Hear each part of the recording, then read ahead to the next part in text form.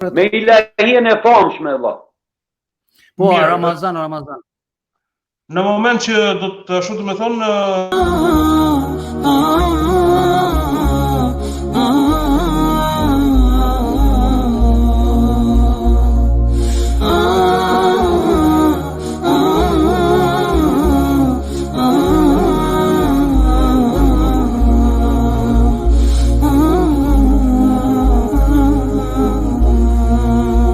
si një ditë kalon një muj, shuhetetja papi uj, bushet zemra plotin mango, petrupi buk pangron.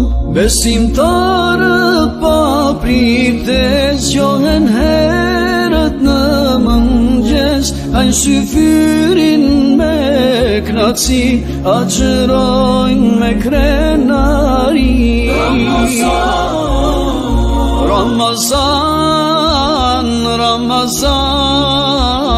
Ramazan, mirë se vjen Ramazan.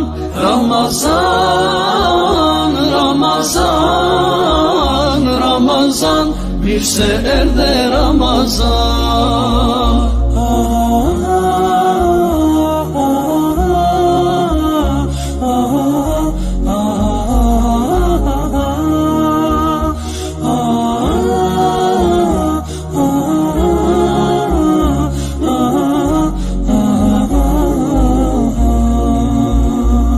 Gëzimi për iftar, busqeshu o besimtar, agjërimi të pastron, shpirt e zemër t'i shëron.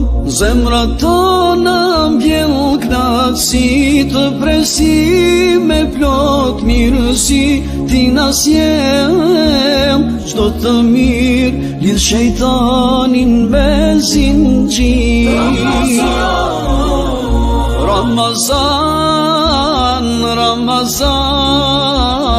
Ramazan, mirë se vjen Ramazan.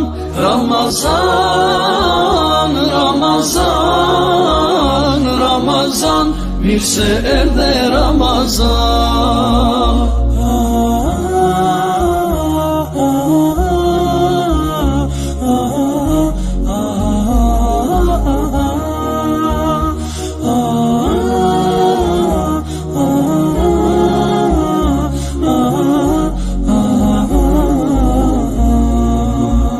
Sofra tona bereqen, shtëpia tona sjell rahmet. Sa fort malli pas kam marr, s'bashku gjithë me baj iftar. I mëshirshëm Allah, tek ti gjithë po bajnë dua, agjërimin na i prano, dhe islamin na i forco.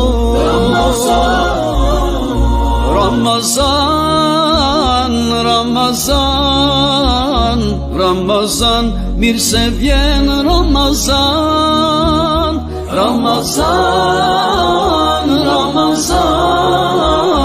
Ramazan, mirë se erdhe Ramazan.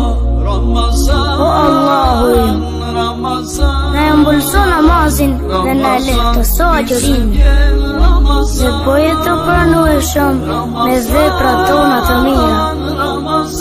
Bëje që qelsi ynë të hap hajrin dhe të mbyll të keqen që na vjen nga shejtani.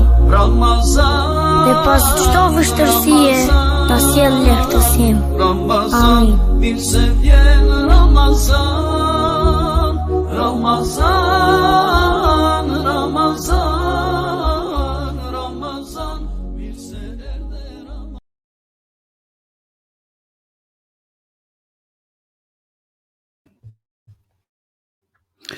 Na'udhu billahi minash shaitanir rajim. Bismillahirrahmanirrahim.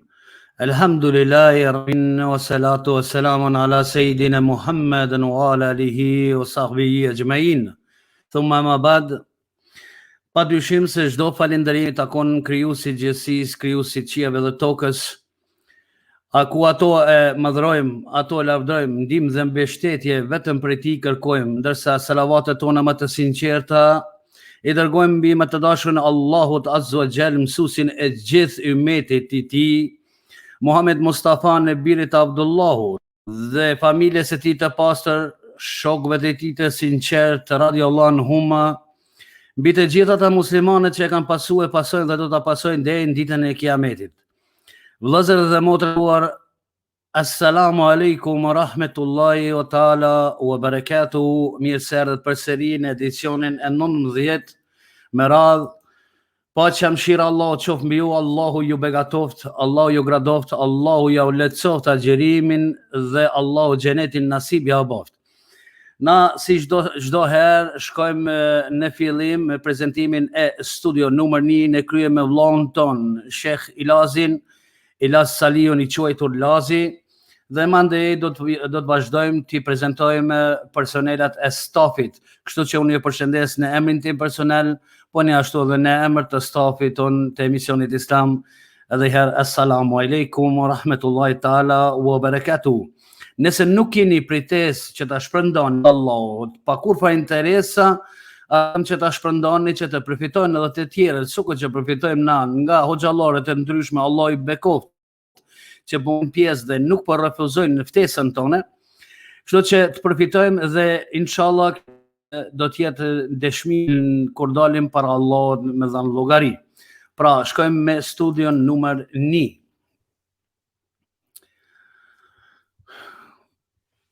Assalamu alaikum wa rahmetullahi ta'ala wa barakatuhu. Sheikh Lazi, mirë se erdhe habibi jam, studio numër 1 nga Gjermania, Frankenthali.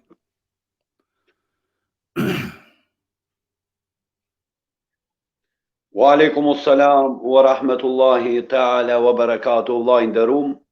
Allahu që përblef për prezentimin. Allahumma amin. Pra,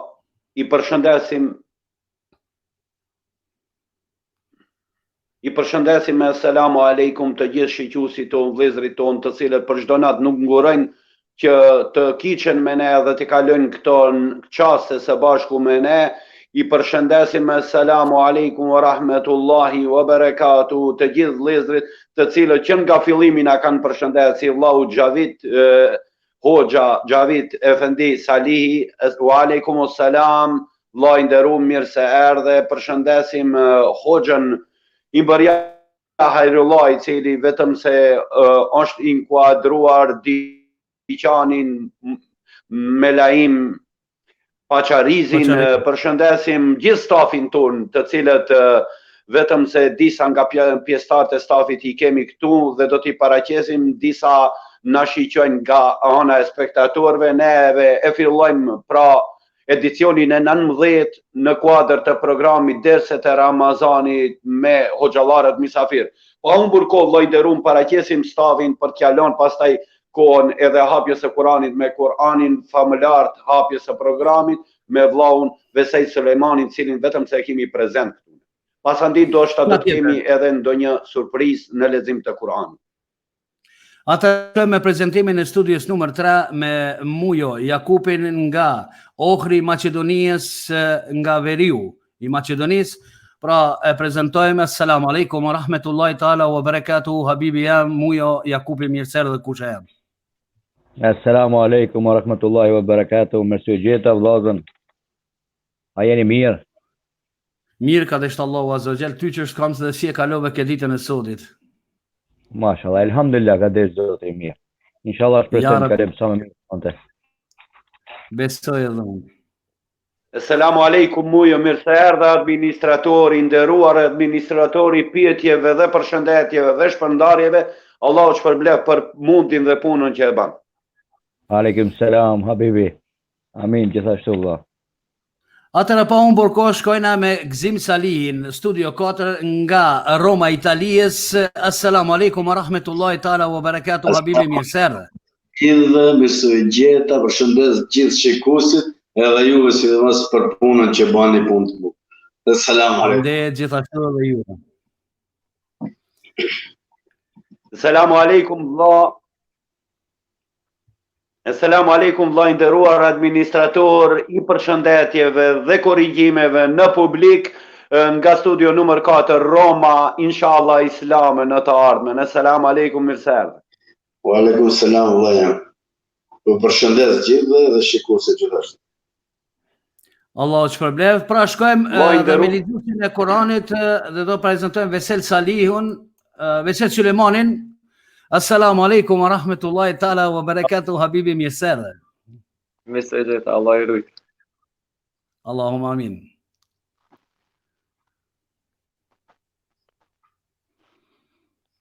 A me fillu me lexim një herë? Po e pres Lazin më të përshëndet.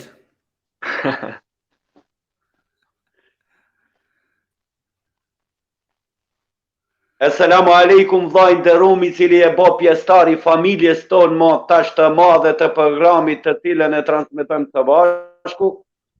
Aleikum salam wa rahmatullah, Allah I shpërblet hoxh. Si duket kemi ka pak pesa në kiqje, vin ka pak zoni pak me pengesa, unë nuk ju ndëgjej, pra ju përshëndes vlla, ju uroj mirëseardhje në këtë natë madhështore, natë të bukur, I cili e bë pjesë e familjes tonë dhe udhëheqim shumë programe së bashku.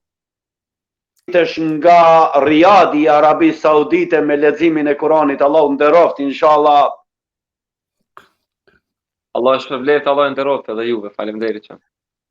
Kështu që para se me ja dhon fjalën vllaut ton pasi që Vesel Sylejmanit, ne që ka problema, si gjithmonë në fillim ka probleme.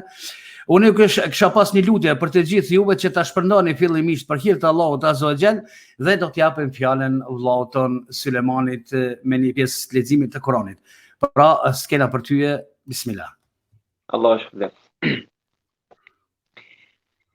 أعوذ بالله من الشيطان الرجيم الله نور السماوات والأرض مثل نوره كمشكاة فيها مصباح المصباح في زجاجة الزجاجة كأنها كوكب دري يوقد من شجرة مباركة زيتونة لا شرقية ولا غربية يكاد زيتها يضيء ولو لم تمسسه نار نور على نور نور على نور يهدي الله لنوره من يشاء ويضرب الله الأمثال للناس والله بكل شيء عليم في بيوت أذن الله أن ترفع ويذكر فيها اسمه يسبح له فيها بالغدو والآصال رجال لا تلهيهم تجارة ولا بيع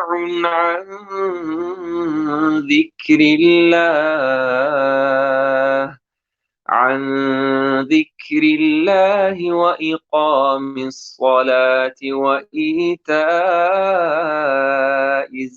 الزكاة يخافون يوما تتقلب فيه القلوب والأبصار ليجزيهم الله أحسن ما عملوا ويزيدهم من فضله والله يرزق من يشاء بغير حساب. الله يندرفت.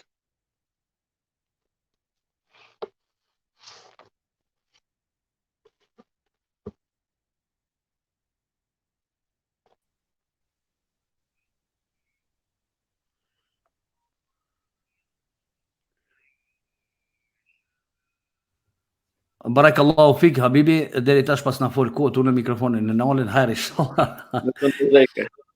Besoj që studioninë është gjithsesi në rregull me to. Atëherë Vesel, na falenderojmë në emrin tim dhe në emër të stafit për prezencën dhe pjesën e Kuranit të famlar që lexove. Mashallah, Allah ta shtoft ditorinë dhe zërin ta rujt ja Rabbi se i altanje. Mashallah. Atëherë na do të shkojmë tutje dhe Allahumma amin, do të qëndrojshëm mbrapa skenës.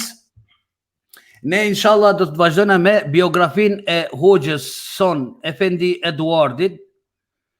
Pra fjala për ty studio në Umani nga Frankenthal i Gjermanisë.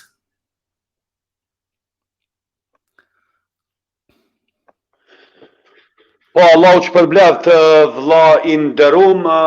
Para se me ftu në skenë Hoxhën tonë të nderuar, i cili nuk ka pritu që neve na përgjigjet në ftesën tonë cilën ja kemi bë, neve deshtëm një sqarim pak mbi emisionin edhe njëherë.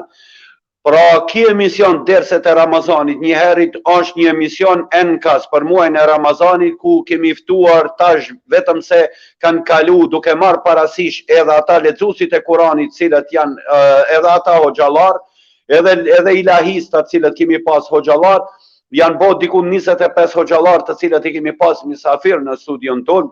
Allah i shpërbleft që të gjithë.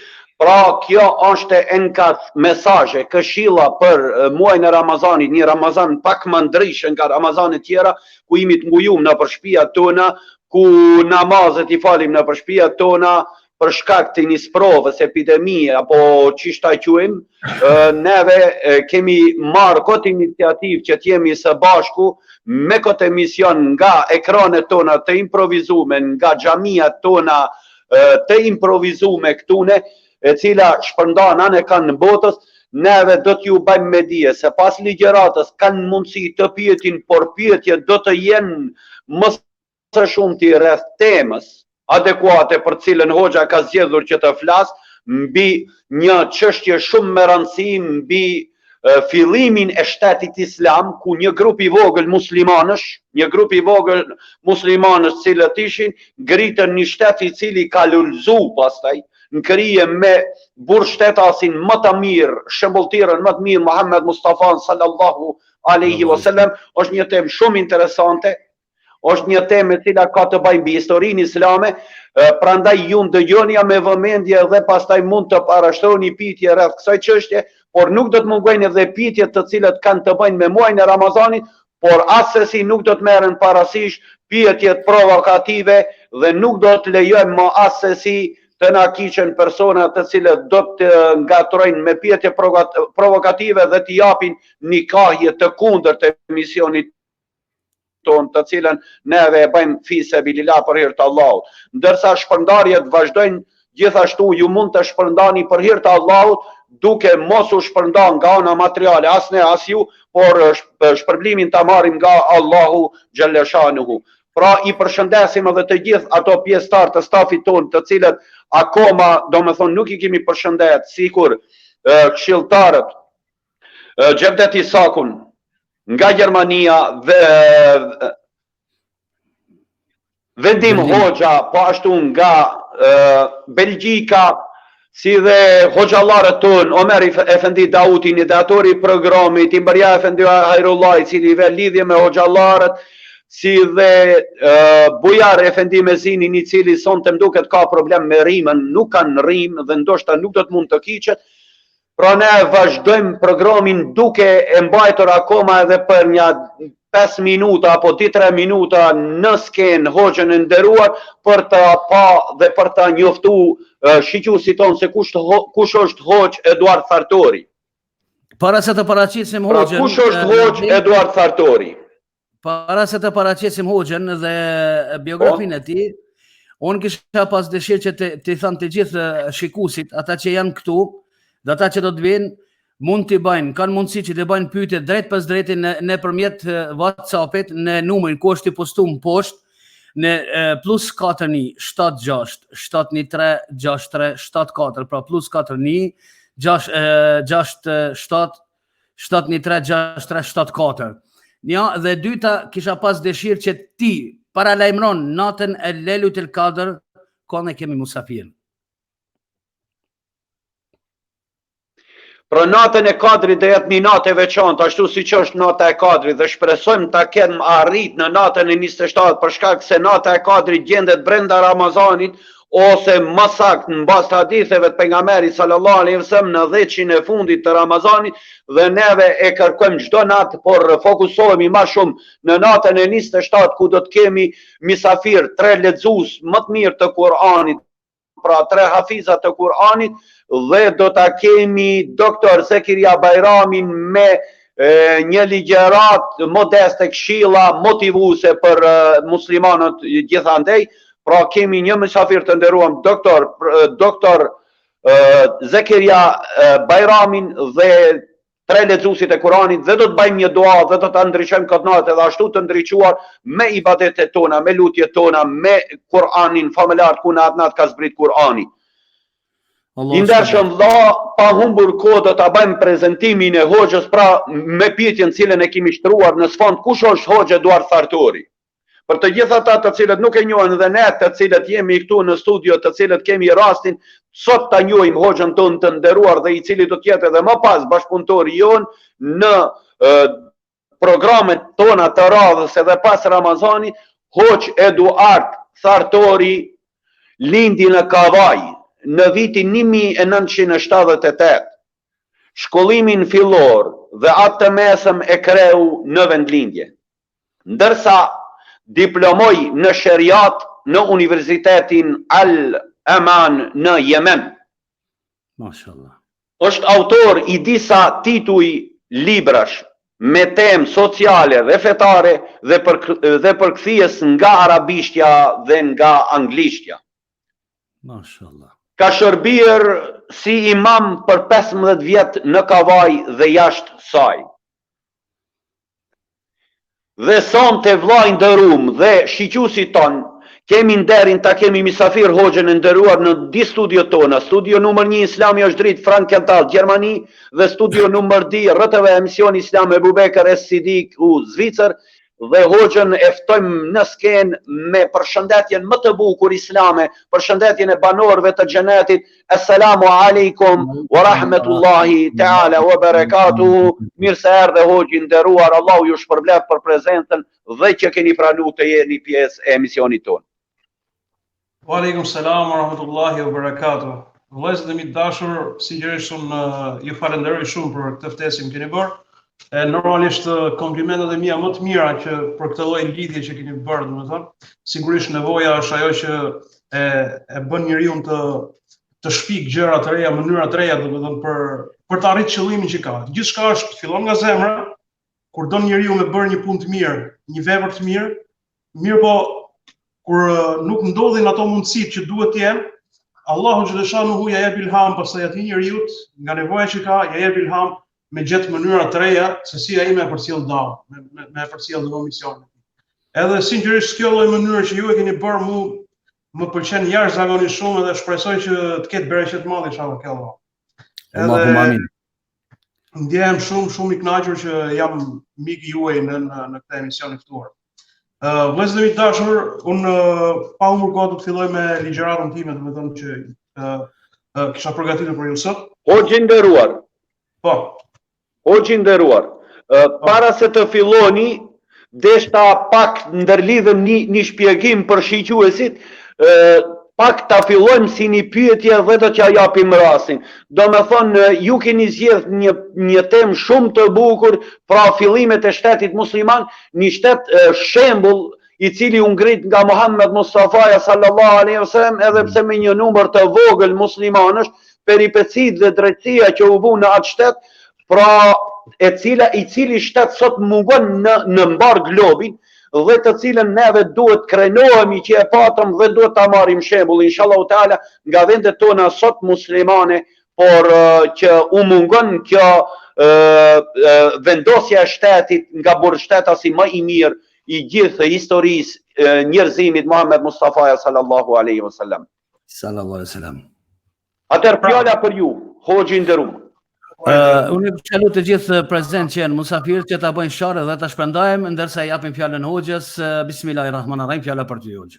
Bismillahirrahmanirrahim. Vëllezër e mi nderuar, ky bëhet fjalë për në këtë ligjërat, pra bëhet fjalë për një shtet i cili e tronditi botën në kohën e vet.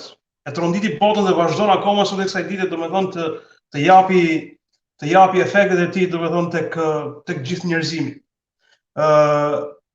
Bëhet fjalë për një shtet që do të ishte shteti ideal se si duhet jetë për njerëzimin. Ky është shteti që Allahu xhaleshanuhu është kujdesur për të, që Allahu xhaleshanuhu e ka kërkuar për njerëzimin. Allahu xhaleshanuhu ka thënë Kuran: "Kuntum khayra ummatin ukhrijat lin-nas, ta'muruna bil ma'ruf wa tanhauna 'anil munkar wa tu'minuna billah." Domethënë, ju jeni populli më i mirë që ka ardhur për të gjithë njerëzimin. Më përpara, por edhe sot në ditët tona, po të shohim shumë njerëz, shumë popull, shumë raca, kanë parametrat e veta për të matur, domethënë se cila racë është më e mirë. Për shembull, çift futët thonë ne jemi populli i Zotit. Kristianët e bardhë thonë që ne jemi populli i Zotit.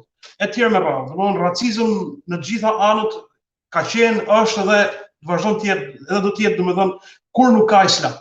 Mirë po Allahu xhaleshanuhu kërkoi për njerëzimin që të ketë një shtet i cili në të nuk do të ketë racizëm, por do të ketë patjetër përzgjedhje, pra kush janë më të mirët, ato cilët Allahu xhaleshanuhu i ka quajtur më të mirët. Edhe ajo përzgjedhje nuk do të vijë nga ne. Ajo përzgjedhje do të vijë prej Allahu xhaleshanuhu dhe vjen me ato që Allahu ka kërkuar, pra me parametrat që Allahu xhaleshanuhu ka kërkuar. Allahu xhaleshanuhu ka kërkuar disa parametra për të qenë njerëz të zgjedhur, për të qenë njerëz të mirë. Nuk është thjesht raca, nuk është thjesht gjaku, nuk është thjesht ngjyra e lëkurës, jo, madje nuk është thjesht as feja. Gjithçka, çdo lloj feje tjetër nuk është kjo që të bën më të mirë se sa tjetri. Përkundrazi, janë parimet që Allahu xhaleshanuhu ka kërkuar, janë parametrat që Allahu xhaleshanuhu ka kërkuar, ato që ne na bëjnë të jemi të zgjedhurit e Zotit. Cilat janë këto parametra? Parametrat janë këto që Allahu ka thënë, pra, ju jeni populli më i mirë, pse? Sepse ju urdhëroni në të mirë. Gjëja nr. 1, urdhëroni në të mirë, nxjisni njerëzit në punë të mira. Dhe ndaloni nga e keqja, e pengoni të keqen. Në çfarë do lloj mënyre tjetër? Pra në çfarë do lloj mënyre tjetër të keqja, ju jeni pengesa e të keqes. Tek ne nuk ka, tek muslimanët, nëse shteti musliman do të funksiononte ashtu siç Allahu xhaleshanuhu kërkon, nuk ndodhin këto që po ndodhin sot. Nuk ndodhin këto teoritë e konspiracionit të cilët ne sot shohim, domethënë disa thonë epidemia është hedhur me qëllim, disa tjerë thonë që epidemia ka ndodhur me eksperimente të ndryshme, domethënë etj me radhë. Këto lloj idesh konspirative, këto lloj problemesh që sot po has njerëzimi, këto frenohen që në fillim prej këtij shteti, pra shteti që është shteti musliman. Nuk ndodhin këto gjëra në shtetin musliman sepse Allahu thotë ju urdhëroni në të mirë dhe ndaloni nga e keqja. Ju ndaloni që ndodhin këto dëme për njerëzimin. Pra thotë Allahu, pra ta'muruna bil ma'ruf wa tanhauna 'anil munkar wa tu'minuna billah. Pastaj, mbasi ju i keni bërë këto, atëherë i thoni njerëzimit që ne besojmë në Allahun. Mund të jesh besimtar në Allahun, por nuk je as pak i dobishëm tek për njerëzimin. Atëherë sigurisht që nuk i plotson parametrat për të qenë njëri i zgjedhur i Zotit. Mirë, po ai që i plotson këto parametra, mund të ketë shumë njerëz, domethënë njerëz që përpiqen për njerëzimin, por nuk plotësojnë parametrin e tretë, që është besimi në Allah. Ka shumë njerëz që ne kemi dëgjuar që kanë bërë mirë për njerëzimin, kanë bërë vepra të mira, kanë qenë njerëz që kanë vënë paqe ndërmjet shteteve të ndryshme, kanë marrë dhe çmime Nobel për paqen, por nuk janë zgjedhur e Zotit, sepse ata nuk besojnë Allahun xhaleshan. Pra duhet patjetër të jenë këto parametra bazë.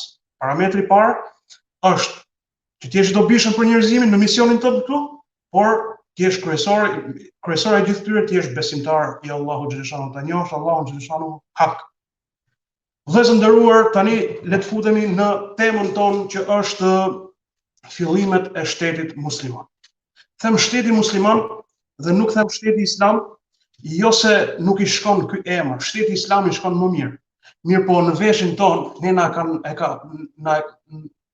na kanë deformuar këtë emër. Pikërisht ato aktet vandale, aktet terroriste të bëra nga grupe jo muslimane, siç ishin ISIS apo me radhë, të cilët domethënë këto i kanë bërë njerëzit ose i kanë futur në veshin e njerëzve dhe në ndërgjegjjen e brendshme të njerëzve që shteti islam duhet të jetë patjetër ashtu siç ishin ata. Përkundrazi, shteti islam ose shteti musliman është shteti që Allahu xhaleshanu ka kërkuar të jetë dhe është një shtet që i mbron të drejtat dhe liritë themelore të njerëzve. Vëllezër e dashur, Allahu xhaleshanu ka thënë: "Wa jahidu fillahi haqqa jihadihi." Ju përpiquni në rrugë të Zotit, përpjekje të saktë, përpjekje të sinqertë. Huwa ijtabakum. Allahu ju ka zgjedhur për këtë gjë. Wa ma ja'ala alaykum fi ad-din min haraj. Allahu xhaleshanuhu ju ka dhënë një fe pa komplekse, një fe pa vujtje, një fe që nuk i bën dëm njerëzve, përkundrazi i bën dobi njerëzve. Millata abikum Ibrahim është feja e babait tuaj Ibrahimit alayhis salam. Ibrahimit pejgamberit të famshëm i cili njihet si pejgamberi i monoteizmit. Huwa sammakumul muslimun al-muslimina min qabl. Allahu xhaleshanu që atëherë ju ka quajtur musliman. Që atëherë Allahu pra na ka quajtur musliman. Kush ecën pikërisht me këto mësime. Wa fi hadha, edhe në këtë Kuran na ka quajtur Allahu musliman. Li yakuna ar-rasula alaykum shahida, që ju ta keni shembullin tuaj, ta keni njësi matëse tuajën pejgamberin alayhis salam. Ai tjetë edhe lider juaj, por edhe ju të jeni ndjekësit e tij. Të ndiqni pejgamberin ton sallallahu alaihi wasallam Muhammed Mustafa alaihi salam. Wa takunu shuhada 'ala an-nas. Dhe ju të jeni dëshmitar dhe ju të jeni njësia matëse për gjithë njerëzimin. Gjithë njerëzimi duhet ju shohë ju. Gjithë njerëzimi duhet ketë një model tek ju, pra tek ne muslimanët. Model në drejtësi, model në respekt, model në sjellje, model në moral, model në adhurim të Zotit, gjithë ato duhet të shihen tek muslimani. Tek ai musliman të cilin Allahu xhaleshanu e ka zgjedh për të përfaqësuar fenë e tij, e ka zgjedh për të përfaqësuar këtë mesazh hyjnor. Fa aqimu salata wa atu zakat. Prandaj thot faleni namazin. Lidhuni me Zotin pra, duke falë namazin. Wa atu zakat. Dhe jepeni zakat. Duke dhënë zakatin do të thotë që ti je social me njerëzit, ti ja din hallet njerëzve, ti je i lidhur me shoqërinë në cilën ti jeton. Wa tasimu billahi, dhe lidhuni fort me Allahun xhaleshanuhu. Huwa maulakum. Ai është i dashuri juaj, ai është kujdestari juaj. Fa ni'mal maula wa ni'mal nasir. Ai është kujdestari mirë, ai është kujdestari më i mirë dhe ai është ndihmuesi më i mirë. Vëllezër nderuar, po të shikojmë historinë islamit, pejgamberit ton sallallahu alaihi wasallam, do shohim që pejgamberi ka dy faza të jetës. Faza e parë është faza e Mekës dhe faza e dytë është faza e Medinës. Në fazën e Mekës pejgamberi alayhis salam ka ne 13 vjet, ndërsa në fazën e Medinës 10 vjet. Mirë po, dikush mund të shtrojë pyetjen pse pejgamberi alayhis salam duhet shkonte në Medinë. Ndërkohë që ai ishte në Mekë, ai po mund të ngrinte shtetin islam. Sigurisht kishte ndihmën e Allahut xhaleshanuhu dhe normalisht pse duhet të ikte në Mekë? Pse duhet të ikte në Medinë? Mirë po, për këtë ne do të shohim, do të referohemi edhe historisë së pejgamberëve të mëparshëm. Edhe pejgamberët e mëparshëm kanë bërë hijret. Edhe pejgamberët e mëparshëm janë shkputur prej atij realiteti ku ishin, janë shkputur prej atyre njerëzve të cilët ishin tashmë të indoktrinuar dhe kanë dalë në një ambient tjetër, në mënyrë që atje ta themelojnë dhe ata atë bashkësinë e tyre fetare, bashkësinë e tyre islame, të besimtarëve dhe të ishin të pa ndikuar nga pjesa tjetër e njerëzimit. Dhe kjo ka ndodhur për shembull me Nuhun alayhis salam. Nuhu alayhis salam u shkput prej popullit të tij, sidomos me përmbytjen e madhe që ndodhi, ku Allahu xhaleshanuhu me anë të Nuhut dhe familjes së tij krijoi një brez tjetër të njerëzimit. Pra e shkputi krejt nga ai lloj ambienti i parë ku ishte, një ambient tashmë indoktrinuar me shirk, me paganizëm, në një ambient pastër, nga aty do themelohej pikërisht ai mesazhi i Zotit, bashkësia islame, të cilën Nuhu alayhis salam e themeloi në kohën e tij. Po ashtu kemi Ibrahimin alayhis salam. Edhe Ibrahimi alayhis salam mori Sarën, gruan e tij pra, dhe djalin e xhaxhait të tij, domethënë Lutin alayhis salam, dhe iku prej Babilonisë, iku prej krejt atij ambienti tashmë të deformuar, tashmë të indoktrinuar në zhullin dhe në pisllepun e paganizmit. Po ashtu kemi Musa alayhis salam. Se si edhe Musa alayhis salam ikën prej faraonit, prej atij ambienti ku ishte dhe shkon në një ambient tjetër, pra shkon diku në Palestinë, domethënë siç thuhet, shkon aty dhe aty e ngren dhe ai pikërisht atë bashkësinë e vet të pastër, të pa ndikuar nga jashtë, nga veset e paganizmit që ishin në kohë. Po kështu dhe pejgamberi jon Muhamedi alayhis salam ndoqi të njëjtën rrugë, sepse përgjithsisht ata që duan të krijojnë një shtet të fortë, ata që duan të krijojnë një shtet të qëndrueshëm, duhet ta fillojnë nga zero, ta fillojnë nga fillimi. Patjetër kjo. Dhe duhet të edukojnë njerëzit dhe duhet ta formojnë shtetin dhe të jenë të pandikuar nga jashtë. Të jenë të pandikuar nga shoqëri dhe nga veset tjera të shoqërisë. Për këtë arsye, Allahu xhaleshanuhu ja shpalli pejgamberit alayhis salam që duhet të shkonte në Medinë. Normalisht përpara kësaj po të ndodhë edhe hijreti në Abisini, por do të dalim edhe te kjo pjesë. Arsye tjetër pse u bë hijreti, pra pse u shkua në Medinë, ishte edhe presioni i madh që ushtroi nga Kurajshët në Mekë. Domethënë ne e dim shumë mirë se si Kurajshët e Mekës i dhunonin besimtarët, dhunonin pejgamberin alayhis salam, e ofendonin, madje ka pas raste edhe fizikisht e kanë dhunuar. E dim shumë mirë domethënë momenti kur ishin në Qabe dhe aty dhe ishte duke bërë sejdë për Allahun xhaleshanuhu dhe aty i vendosën një plënc të madh deveje, duke e munduar pejgamberin alayhis salam. Po ashtu kemi rastin e shahidëve të parë të Islamit, Jasirit dhe gruas tij Sumejës, të cilët u munduan deri në vdekje nga mosbesimtarët. Kemi rastin e Bilalit radhiyallahu anhu, Allahu qoftë i kënaqur për gjithë pyetën e sahabëve, të cilët u munduan në Mekë shumë. Edhe në këtë ambient ishte patjetërsueshme që duhej të ndrohej ky ambient. Në mënyrë që besimtarët të ndjeheshin më të qetë, të ndjeheshin më të lirë, të ndjeheshin të padhunuar nga ambienti ku jetonin. Arsye tjetër pse pejgamberi alayhis salam doli nga Mekka ishte edhe fakti që Kurajshët i bën blokadë totale pejgamberit alayhis salam. Ju dini shumë mirë, domethënë për 2 vjet pejgamberi alayhis salam është detyruar bashkë me fisin e tij të provojë një embargo, një mbyllje totale në një nga periferitë e Mekës. Pse? Thjesht për faktin se ai i ftonte njerëzit në Islam. Thjesht për faktin se ai i ftonte njerëzit që të besojnë Allahun xhaleshanuhu, rrugën e drejtë. Veç për të, ata u munduan edhe në këtë mënyrë, pra me embargo, me bllokim nga të gjitha anët. Nuk lejohej jo vetëm që të bëhej tregti, të shitej edhe ushqim me i dhënë, domethënë me shit ushqim, edhe kjo nuk i lejohej. Domethënë njerëzve të tjerë nuk i lejohej për pejgamberin dhe gjithë fisin e pejgamberit alayhis salam. Për këtë arsye, edhe kjo pra një arsye më tepër që pejgamberi alayhis salam duhej të emigronte. Dhe tjetër arsye ishte edhe atentati i dështuar që u planifikua për vrasjen e pejgamberit. E dim shumë mirë se si u mblodhen Kurajshët dhe donin që ta eliminonin fizikisht pejgamberin alayhis salam. Që para se sa Ebu Talibi të ndrodhi jetë, që para kësaj ata bën ose kërkuan të bëjnë marrëveshje me Ebu Talibin që t'i japin një djalë tjetër të fisit, dhe Ebu Talibi t'i japi pejgamberin alayhis salam ose t'i japi Muhamedit, pra nipin e vet, mënyrë që ata ta vrisin njërin e Ebu Talibit, dhe Ebu Talibit merrte këtë djalë tamam si djalin e vet, të cilën Ebu Talibi me përbuzje i dha përgjigje duke ja mohuar, duke thënë që unë t'ju jap fëmin, shpirtin tim, zemrën time t'ju ja jap, edhe ju ta vrisni dhe unë të marr një për ju që ta ushqej me bukë. A është logjike kjo gjë? E normalisht që e refuzoi.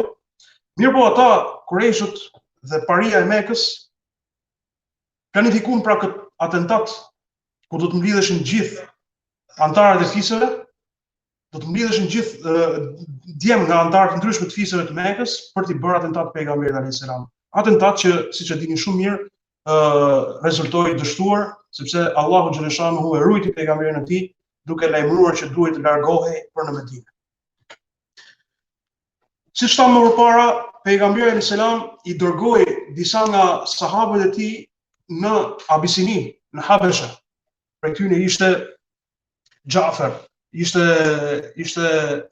Xhaxhai vet, do të thonë Xhaferi, ishte bashkë me shumë sahabe, ishin në Abisini për të ikur pikërisht asaj dhune dhe represioni që ndodhi në Mekë, që ndodhte në Mekë aktualisht. Mirë po, megjithatë, edhe pse në Abisini gjetën një pritje të ngrohtë prej Nexhashiut ose prej mbretit të Abisinisë, ata pejgamberi alayhis salam nuk e pa Abisinin të përshtatshme për të qenë vendi ku do të ndërtohej shteti islamik. Pse? Sepse atje ishte një shoqëri tjetër e cila ishte edhe gjithashtu indoktrinuar me kristianizmin. Pra nuk ishte e mundur që në atë shoqëri të ndërtohej një shtet me baza të forta islame, me baza të forta dhe parime të larta të cilët Allahu xhaleshanuhu i kërkonte. Për këtë arsye u zgjodh Medina. Mirë po, arsyeja pse u zgjodh Medina ishte për faktin se sigurisht kjo është kader prej Allahu xhaleshanuhu, ishte Allahu që planifikonte në të vërtetë. Ishte Allahu xhaleshanuhu që i bin gjërat në të mënyrë që pikërisht të jetë Medina vendi ku duhet të ketë ftesën islame dhe ku duhet të hidhen themelet e shtetit islam. Medina në të vërtetë, përpara se sa të vinte pejgamberi jon sallallahu alaihi wasallam, Medina përbëhej në një shoqëri që kishte të bënte që ishin e përbërë nga dy fise arabe, Aus dhe Khazraj, të dyja me origjinë nga Jemeni, por edhe fise hebreje kishte për qark Medinës. Këto fiset hebreje, ndryshe nga fiset arabe, kishin një veti ose kishin një cilësi të cilët këto arabët nuk i kishin. Arabët ishin pagan, arabët ishin krejt njerëz, madje shumica e tyre, nëse paganizmi ishte domethënë në kokat e tyre, shumica e tyre ishin në natyrë të pastër, ishin njerëz të paditur. Madje quhet, Allahu xhaleshanuhu ka quajtur ummiyin, njerëz analfabet. Pra nuk kishin shumë njohuri, pra ishin krejt të pastër. Ishte një letër e bardhë. Medina ishte, nëse themi sot, Medina ishte vërtet një letër e bardhë. Ju urgëndjes se shohim që telefoni po na lëviz nga këtu nga vendi vet. Po.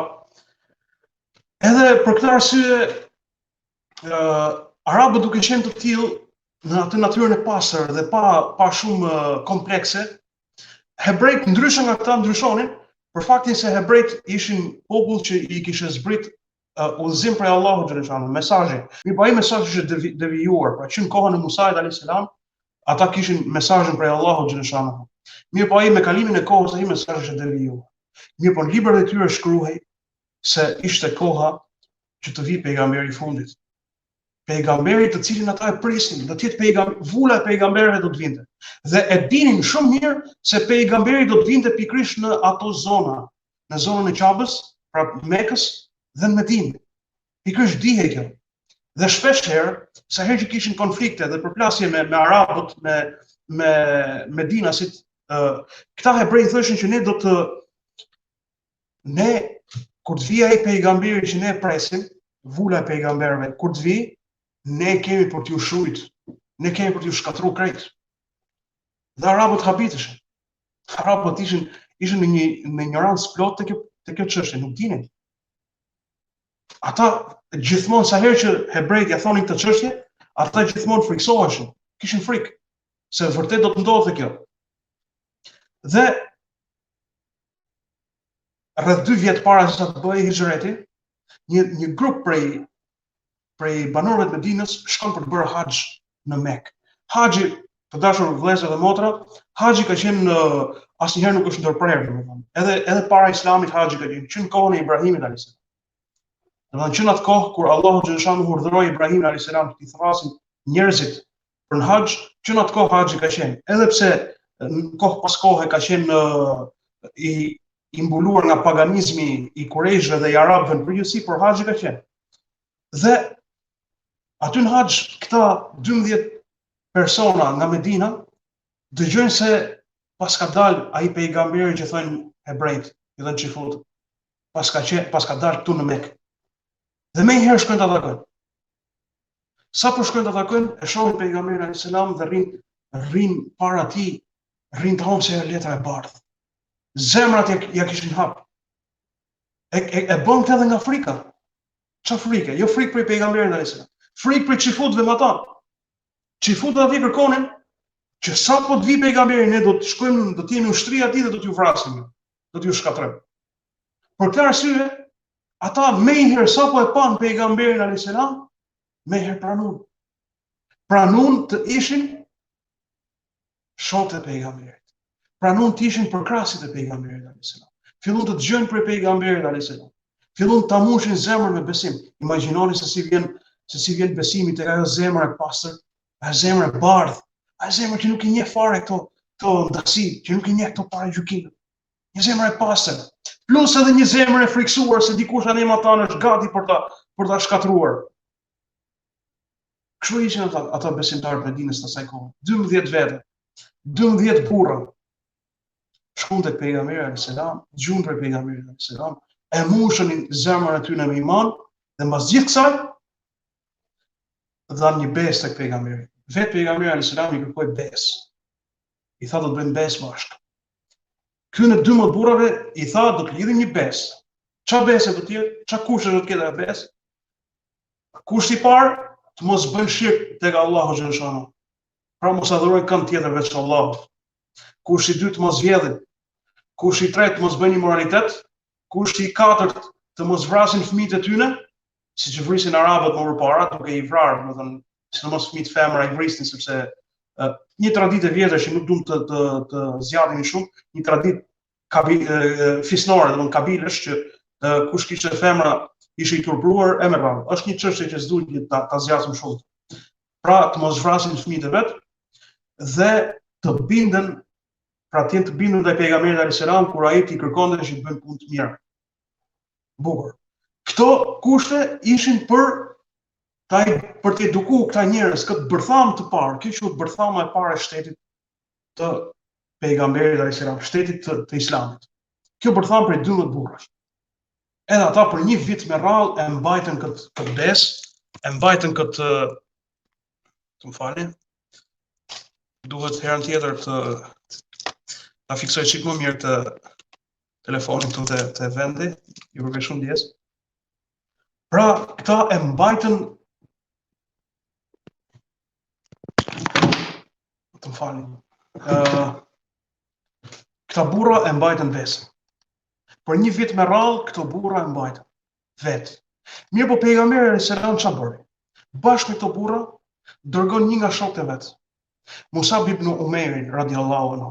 Musabi ishte një djalë i pashëm, sot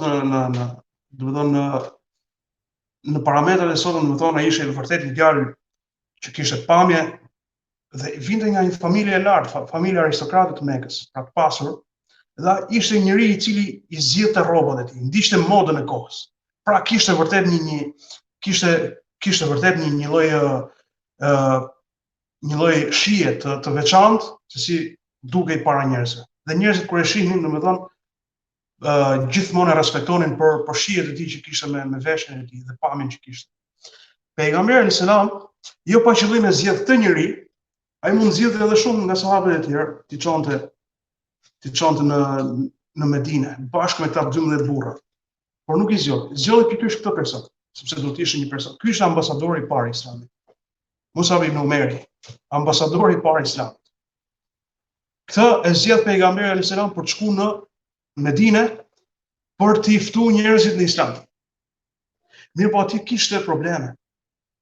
Në Medinë, në momentin që shkon Musabi bashkë me ta 12 burra, kishte probleme. Fiset Eus dhe Khazraj, dy fiset bazë të Medinës, nga e cila përkohej Medinja, të dy fise ishin në sherr të vazhdueshëm me njëri tjetrin. Sherr të cilin e nxisin edhe hebrejt, edhe çifutët atje ato në periferi.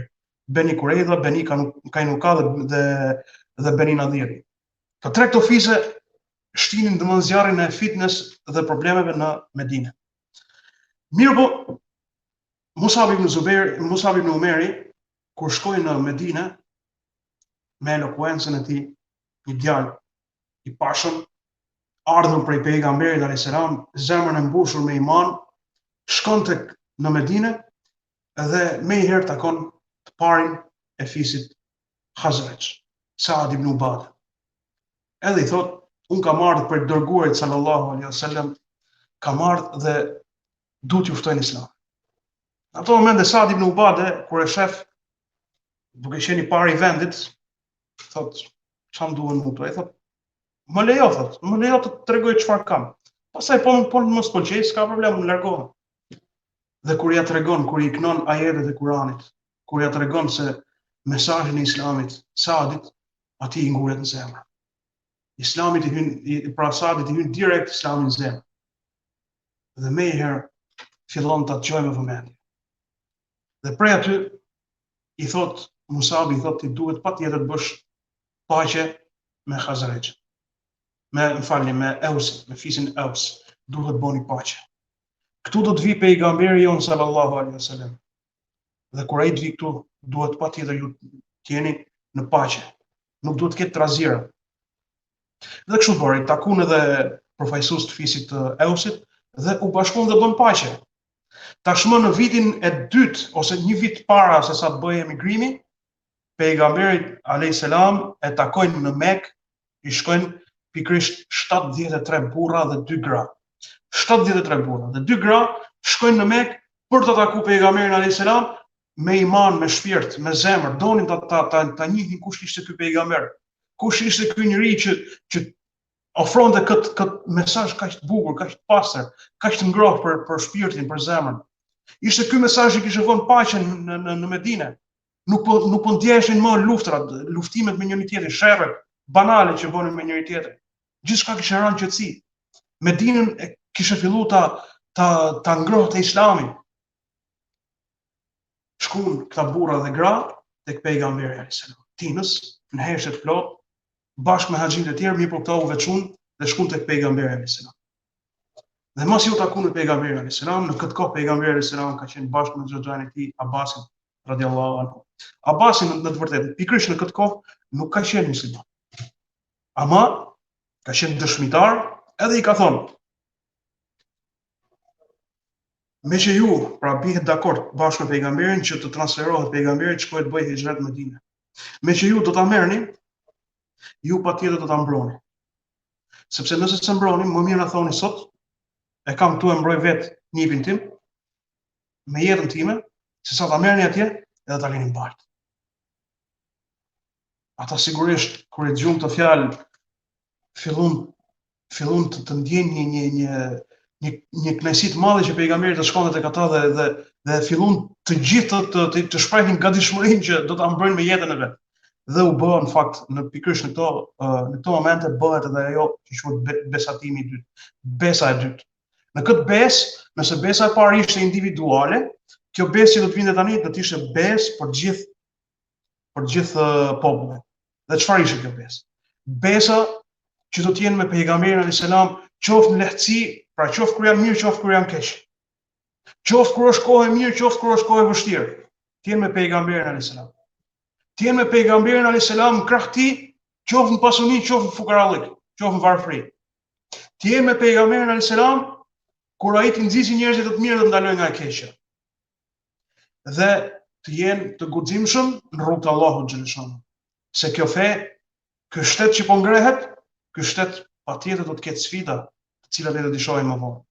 Këto sfida kërkojnë njerëz të fortë, po jo të fortë thjesht me krah të fortë, po kërkojnë njerëz të fortë në zemër, në shpirt, të jenë besimtar të fortë. Dhe duke qenë besimtar të fortë, të jenë edhe të guximshëm përpara. Jo thjesht njerëz që të marrin fenë vetë dhe të thënë çan duhet mu, të rrin anash. Jo, feja islame nuk ngrehet ashtu. Nuk është ngrehet ashtu feja islame. Feja islame është ngrehet duke i lënë gjithë të mirë dhe kësaj dynjaje dhe duke shkuar atje ku është rruga e Zotit, duke shkuar atje për të përhap rrugën e Zotit. Është sakrifikuar për këtë dinë, vëllezër e motra të nderuar. Është sakrifikuar për këtë fe. Që ne sot jemi musliman, që unë po flas sot me ju kështu, e që ju po dëgjoni. O vëllezër, janë sakrifikuar shumë sahabët pejgamberit alayhis salam, e shumë tabiin pejgamberit alayhis salam, e shumë dietar pejgamberit alayhis salam, e shumë mujahidin pejgamberit alayhis salam, janë sakrifikuar që unë e ti sot ta njohim Allahun xhaleshan. Mbrojtjen e pejgamberit njësoj si mbrojnë fëmijët e vet, gratë e veta, nderin e vet dhe veten e vet. Kjo të jetë kusht. Dhe pasi u ra dakord, hijreti nisi hijreti për të shku në Medinën e ndritshme. Medinja në atë kohë kishte emrin Yathrib. Mirë po kur erdhi pejgamberi alayhis salam, Medinja u quajt Yathribi u quajt El Medina. Jo qytet, po El Medina do thotë qyteti. Tjerë ishin gjitha fshatra, ai ishte qyteti. Qyteti. El Medina El Munawwara. Qyteti i ndritshëm. Jo një qytet i ndritshëm, po qyteti i ndritshëm. Ai nuk ishte shtylla korendi, shtylla të rrymës aty, jo. Atë ndriçonte fjala Allahu xhaleshan, ndriçonte pejgamberi alayhis salam. E kur arrin pejgamberi alayhis salam në Medinë, gjithë populli i Medinës del dhe thot tala al bedru alejna min thaniyati al wada wajaba shukru alejna men daa lillahi da. Pra gjithë njerëzit të e prit pejgamberin alayhis salam me një pritje madhështore, duke thënë tashmë lindi hana e madhe, hana e plot, lindi pikërisht në ato kodrat e periferisë tonë, pra el wada, aty ku ne përcjellim njerëzit, aty ku na vjen hana e ndritshme. Tala al bedru alejna min thaniyati al wada wajaba shukru alejna. Është obligim për ne të falenderojmë Zotin, ta falenderojmë Allahun që na pruni këtu ke ne, këtë dritë, këtë hanë, këtë nur prej Allahut. Men da lillahi da, atë ftues të madh, kjo është pejgamberi alayhis salam. Imagjinoni me çfarë kënaqësie, si e priste populli i Medinës ardhjën e pejgamberit alayhis salam. Që kur marrin vesh që është nisur nga Mekka për Medinë, njerëzit ishin gati, ishin nagth, dojshin ta shifnin. Përveç aty në burrave, 73 burrave, 2 grave, askush tjetër se kish parë. Ama ishin të gjithë të përmallum për ta parë pejgamberin alayhis salam. Imagjinoni çfarë si ishte populli në ato momente. Imagjinoni si ndjeshin njerëzit në ato momente, shumë kurështar ta shikonin si është, shumë të tjerë donin ta takonin, ta preknin. Ishin bo musliman, ja kishin pa hajrin islamit, kishe paqen në Medinë. Mirë po nuk akoma se kishin pa kush ishte ky burr. Ky që kaq shumë po flitej.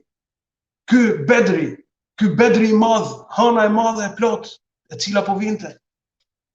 Pejgamberi jon sallallahu alaihi wasallam vjen në Medinë. Në këto momente, gjithë populli i Medinës nuk e prit.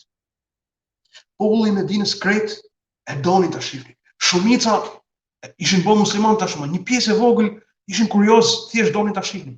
Por kishin edhe prej tyre që nuk po i honepsin dot këto lëvizje që po ndodhin, këto ndryshime që po ndodhin në Medinë.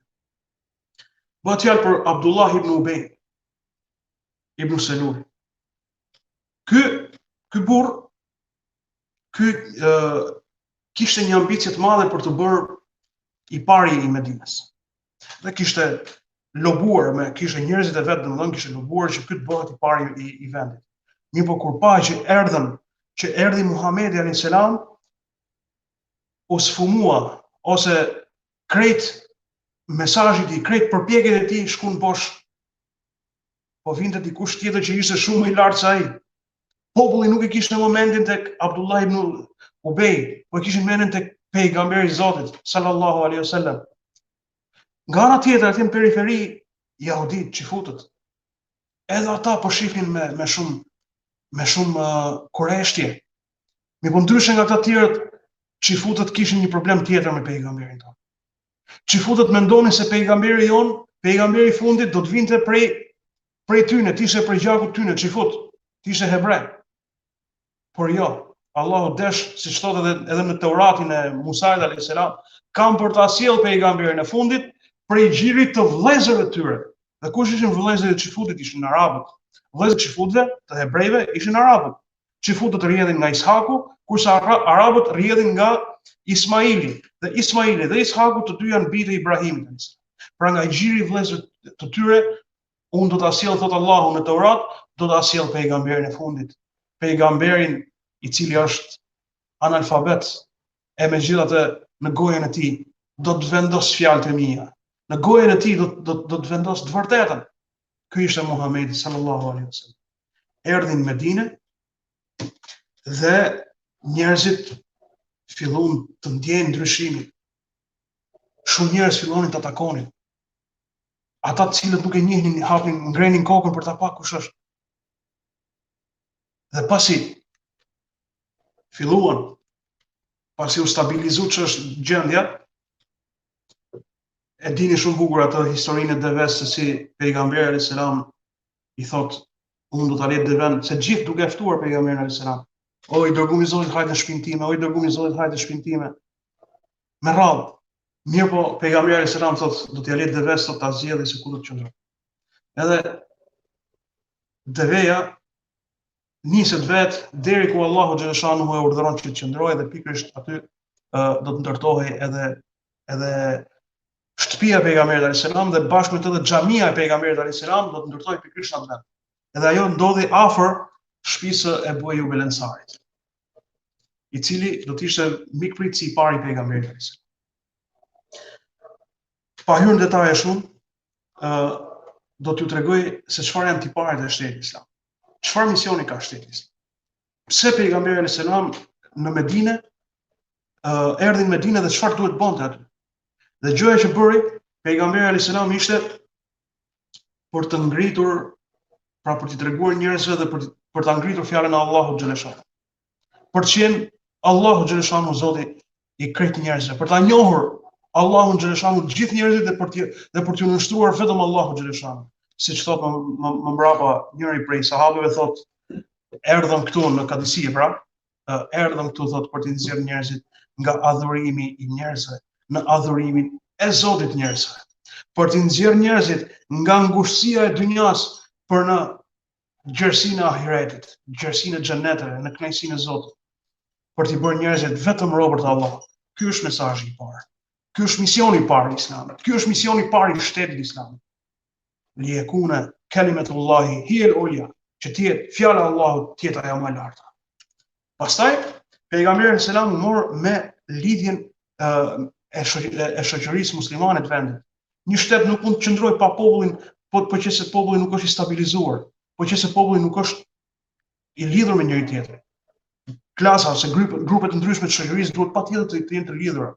Dhe për këtë arsye ne në këto momente kishim dy kategori njerëzish. Pikërisht në ato momente të themelimit të shtetit islam, ne kemi një krizë përpara. Dhe kriza kush ishte? Ishte kriza e refugjatëve, kriza e migrantëve, të cilët po vinin nga Mekka. Ata të cilët kishin ardhur para pejgamberit dhe ata të cilët erdhën me pejgamberin, pra pejgamberi alayhis salam ishte vetëm me Abu Bekrin, por ata që erdhën mas pejgamberit alayhis salam. Gjithta ishin krizë, kishin lënë pasurinë e vet në Mekë dhe kishin ardhur për të qenë tek pejgamberi alayhis salam dhe për të adhuruar Zotin me pejgamberin alayhis salam. E kjo ishte vërtet një krizë e madhe që po përballej Medina. Por si do të zgjidhej kjo krizë? Pejgamberi alayhis salam i urdhëruar dhe i frymëzuar prej Allahut xhaleshanuhu i merr gjithë këto sahabët emigrantë, këta refugjatë e varfër, të cilët kishin lënë gjithçka në Mekë, kishin ardhur vetëm me durrët e veta. Dikush kishte ardhur me gruan e vet dhe me fëmijët e vet. Ata që s'kishin pas mundësi, kishin ardhur vetëm vetëm, kishin lënë edhe fëmijët dhe gratë atje në Mekë. Të gjithë këta ishin njerëz japanxhi. Dhe këtu pejgamberi alayhis salam i thot ensarve. I thot du secili prej jush të vllazërohet me nga një muhaxhir. Jo ta ndihmoj thjesht, jo. Ta bëj vëlla. Innamal mu'minuna ikhwa. Vërtet, besimtarët janë vëllezër. Këtu duket tani se çfarë dobi e ka të thushi jam vëlla me ty. tu duket tani se çdo thotë ti je vllai im musliman dhe unë vllai jot musliman. Jo thjesht të kam vlla edhe klima tonë duke I bërë 100 zeza. Jo. Të kam vlla musliman do thotë ma dish hallin, të ta di hallin. Të kam vlla musliman do thotë ta jap një dorë me të ngretë, ose të ma japësh një dorë me u ngret nga halli që ke. Të kam vlla musliman apo motër muslimane, do thotë që ti qëndrosh pranë vllait atë në hallet që ka, në problemet që ka. Të ndash me të edhe gëzimin dhe hidhrimin. Kjo është vllaznia në Islam. Këtë kërkoi pejgamberi selam prej ensarve, ato u quajtën ensar, kurse këta që erdhën prej Mekës, ta emigrantët u quajtën muhaxhir. Muhaxhir dhe ensar. Muhaxhir dhe ensarët filluan të ndërtojnë duke u ndërthurur me njëri tjetrin, filluan të ndërtojnë shoqërinë e parë islame. Dhe mbi këta ishte lideri I Islamit, lideri I shtetit musliman, që ishte Muhammed Mustafa sallallahu alaihi wasallam. I zgjedhur për Allah. Liyekune shahiden, ai ishte liyekune rasul shahiden aleikum.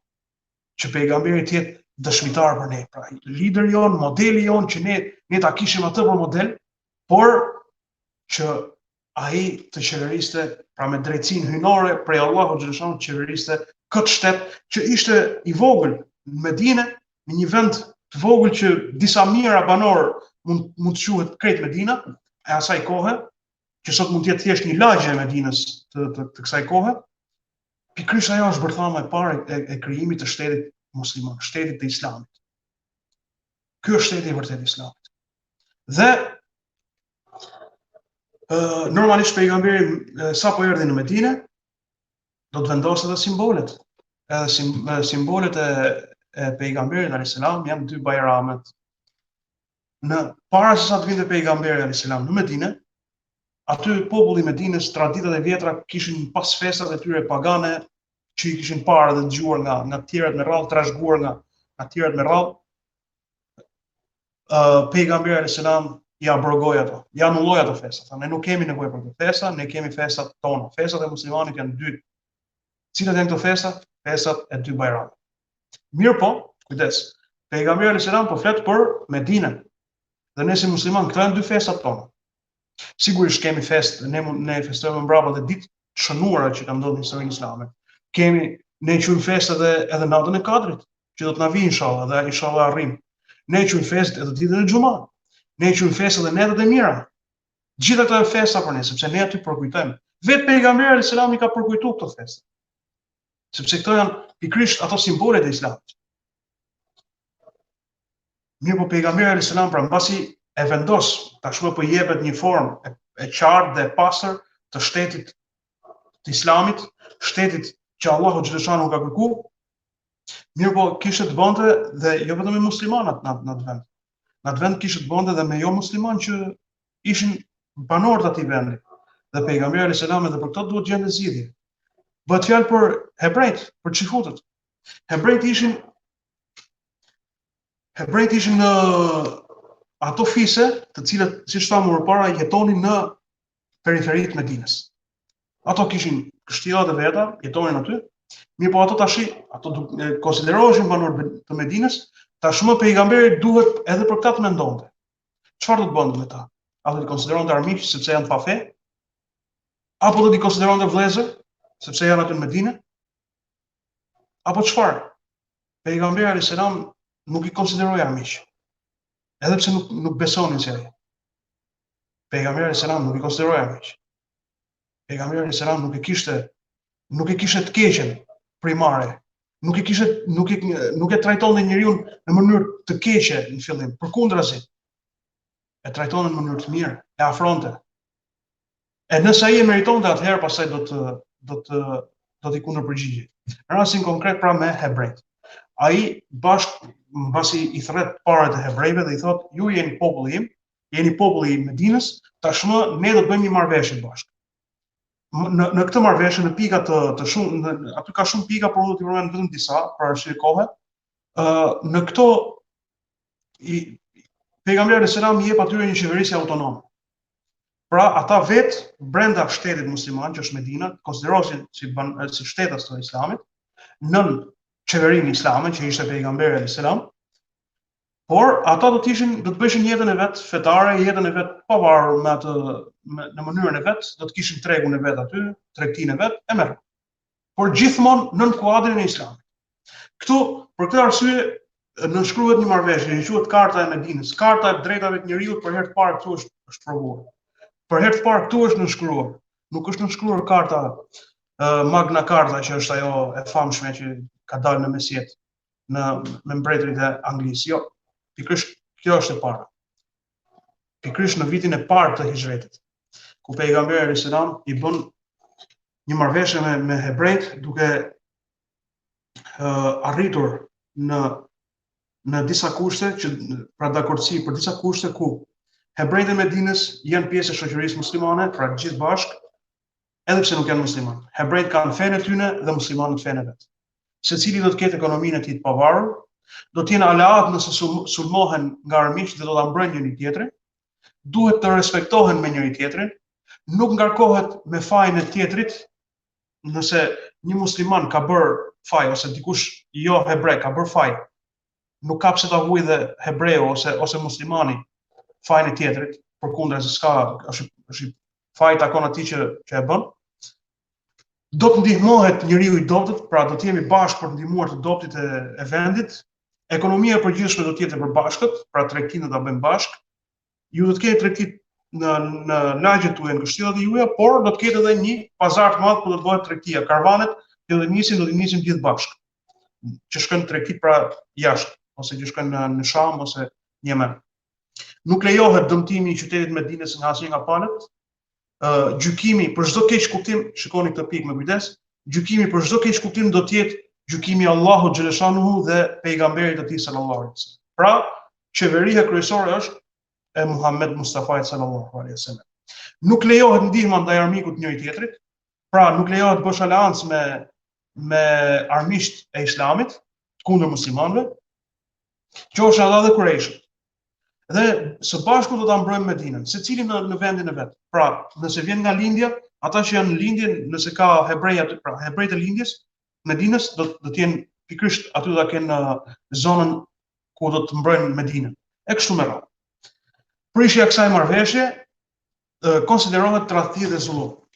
Të gjitha këto vëllezër të dashur fillojnë, pra të gjitha këto bëjnë një përmbledhje të shtetit të Islamit, shtetit të parë musliman, shteti i cili do të kishte sfidat e tij, nuk do të ishte lehtë të rezistonte. Pejgamberi selam erdhi në Medinë, por qëndrimi i këtij lideri që ishte me shpallje prej Allahut xhaleshanuhu, pikërisht qëndrimi i këtij lideri, sfidat që ai do të përballonte, do të ishin shumë të vështira.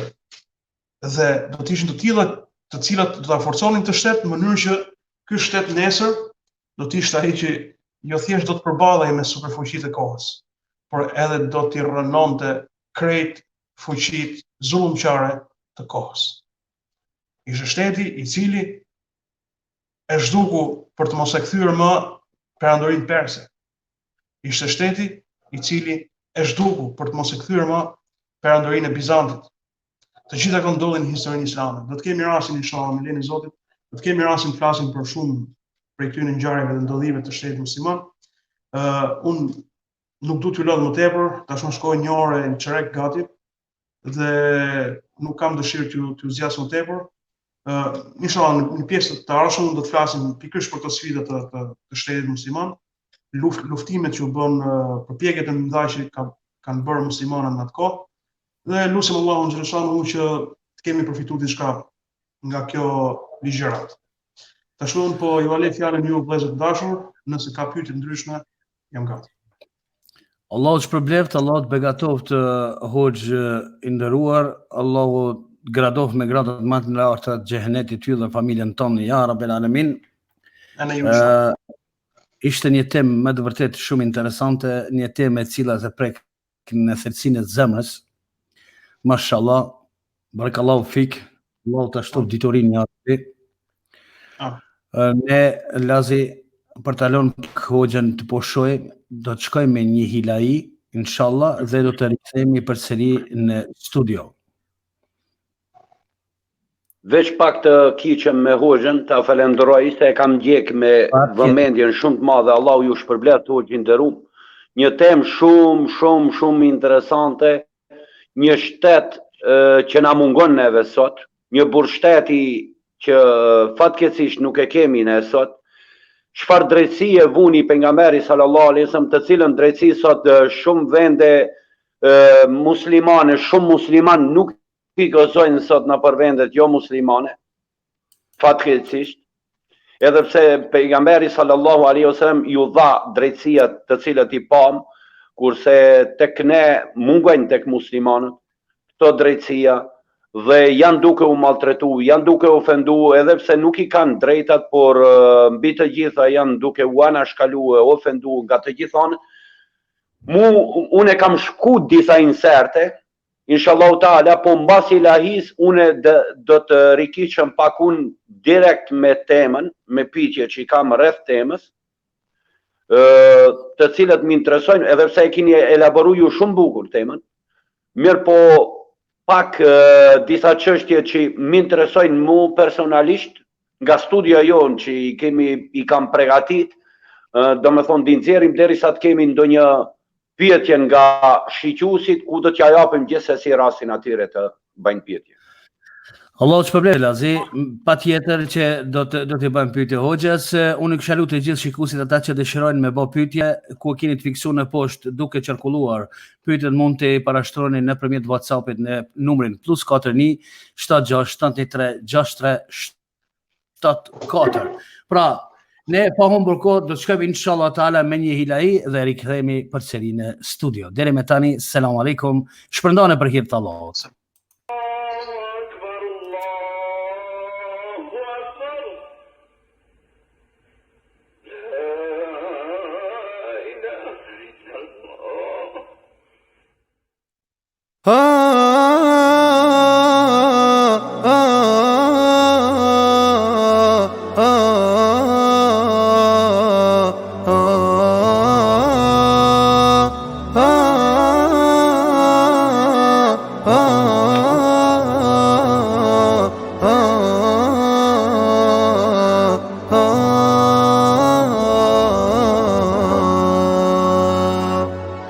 Që sa ko kaloj zoti jem, gjamia e mbilur qelc, i that kam beto bori, që ka qen e mbusht me mukmin, si ta mësoj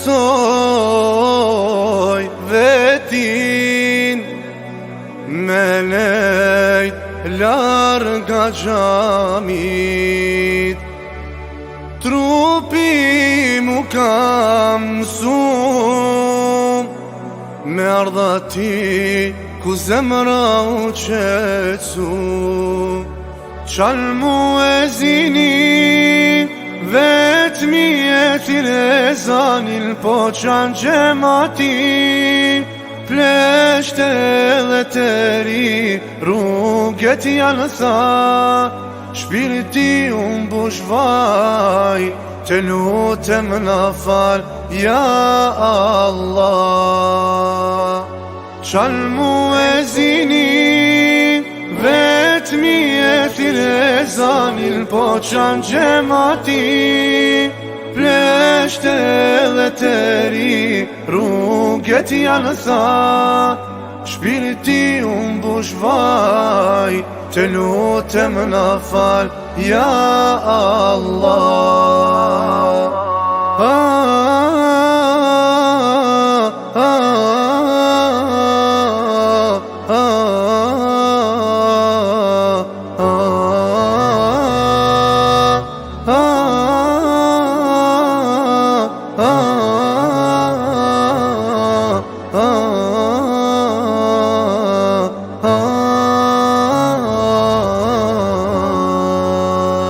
Do t'vjen muaj i shejt, Ramazan i mbilur po te pres. Kështu me t'prit nuk jam mësu, i vetëmum o mua i bekum. Bali se shde me ram, madhi me kamar. Plaso shpirti im, nuk ja dite vlerën e gjamis. Qalë muezini, vetëmi e thire zanin, po qanë gjemati, pleshte dhe tëri, rruget janë tha, shpirti unë bushvaj, të lutem na fal, ja Allah. Qalë muezini, vetëmi e thire zanin, po qanë gjemati, pleshte dhe tëri, rruget janë tha, shpirti unë bushvaj, të lutem na fal, ja Allah. Qalë muezini, vetëmi e thire zanin, po qanë gjemati, pleshte dhe tëri, rruget janë tha, shpirti unë bushvaj, të lutem na fal, ja Allah. Mashallah, mashallah, assalamu alaikum wa rahmetullahi ta'ala wa barakatuh dhe për të gjithë shikuesit. Jemi rikthyer përsëri në studio në pjesën e dytë ku do të vazhdojmë me pyetje dhe përgjigje. Po para se të vazhdojmë me pyetje dhe përgjigje, bani një ishare dhe inshallah studio numër 1 Hoxha Sheikh Ilazi do të bën disa sqarime lidhe me temën e Hoxhës që pati. Urno Sheikh. Bismillah, po jemi rikthyer siç thatë edhe ju vllai nderuam, në atë pjesën më shumë që është interesit e vëllezërit ton, ku nëpërmes pyetjeve mësojnë Islamin, për shkak se Islami zatën ka arrit nëpërmes pyetjeve, dhe ne kemi qartë hadithin e pejgamberit sallallahu alaihi wasallam kur ka ardhur Xhibrili dhe i ka parashtruar pejgamberit alayhis salam pyetje menil islamu, menil imanu, menil ihsanu. Dhe nëpërmes përgjigjeve të pejgamberit sallallahu alaihi wasallam e kanë mësuar Islamin ata pjesëtarët që kanë qenë pjesëmarrës dhe pastaj edhe ka arritur deri tek ne sot ku i kemi dietarët ton, hoxhallarët ton, të cilët janë trashëgimtarë të pejgamberëve, Allahu i rujt inshallah. Para se me u kiq une në pyetje, une me pyetjet nga studio, neve do t'ja japim rastin pyetjeve të shiquesve dhe vetëm se na ka arrit një pyetje, por para se me e parashtru pyetjen do ta kiqim vllaun i cili është administratori pyetjeve të publikut, Mu Jakupi, i cili me siguri ka bën regjistrimin e pyetjes që na ka arritur nga një vllau jon, Xhavit Efendi Salihu, nga Roma e Italijës, i cili pashtu është hoq, Allahu e nderoft, Allahu është përblef kushriri im, ka parashtruar një pyetje interesante. Mujo. Po, assalamu alaikum. Hoxhë nderu, të përshëndes nga Roma. Assalamu alaikum, deshta të pyes, a mendoni se është afër një fillim i ri i një shteti musliman në ditët tona? Allah ju shpërblet. Po, a mund të përgjigjem? Do të është fjala për mua? Po, për ju. Okej, Allah e shpërblet. Po, hoxhë nderu, fjala për juve. Allah e rujt. Atëherë unë e përshëndes. Pyetjen gjithashtu kimi në fond. Sigur se përshëndes edhe mikun tim të dashur Xhavitin, Xhavit Salin. Ne jemi dhe shok në Facebook dhe kemi pas rastin ndoshta edhe të diskutojmë. Sigurisht kjo pyetje është një pyetje që don ligjërat në vete, me thënë drejtën, por do mundohem shkurtimisht të jap një përgjigje. A mendoni se është afër një fillim i ri një shteti musliman ditët tona? Pejgamberi sallallahu ka thënë një hadith, dhe a ditë është i saktë, ka thënë setakunu al-khilafatu ala man përpara thotë setakunu nubuwata. Pra do të jetë në fillim fare shteti musliman do të jetë me pejgamberin, pra nubuwa. Pastaj thotë setakunu khilafatun ala manhaj an-nubuwa 30 ame. Do të jetë një kalifat islam, khilafatu rashide, që do të jetë sipas programit pejgamberit ton sallallahu alaihi wasallam. Pastaj do të jetë, thot pejgamberi, setakunu mulken adudan, do të jetë në formë dinastish, do të thonë trashëgimtare, mbas kalifatit drejt, pra që është khilafeti Rashid me 4 halifët e drejt. Kjo pikërisht ka zgjat 30 vjet. 30 vjet ka qenë khilafeti drejt, dhe pastaj vjen dinastia Emevite ose Umejade, dhe mbas saj vjen dinastia Abaside, dhe mbas ashtu ka filluar domethënë të ketë dinasti të ndryshme derisa erdhën në dinastinë Osmane, që është perandoria Osmane, e cila me ta thënë të vërtetën është një ndër dinastitë më të afërta me khilafetin e drejt, pavarësisht se sigurisht ka pas edhe të brenda saj, i thënë 600 vjet mbretërim islam, brenda saj ka pas edhe probleme, por është një ndër ato dinasti islame e cila ja ka zbardh faqen e umetit dhe e ka ruajtur nderin e këtij umeti, nderin e islamit, ka ruajtur pra nderin e pejgamberit alayhis salam, kur i ka mbrojt Qaben dhe varrin e pejgamberit alayhis salam e ka mbrojt nga sulmet e portugezëve, sulmet e kryqëtarëve të Portugalisë. Domthonë ka ndodhur në historinë islame që ata ta kanë sulmuar dhe kanë qenë pikërisht Osman, kjo dinasti që ta mbrojt.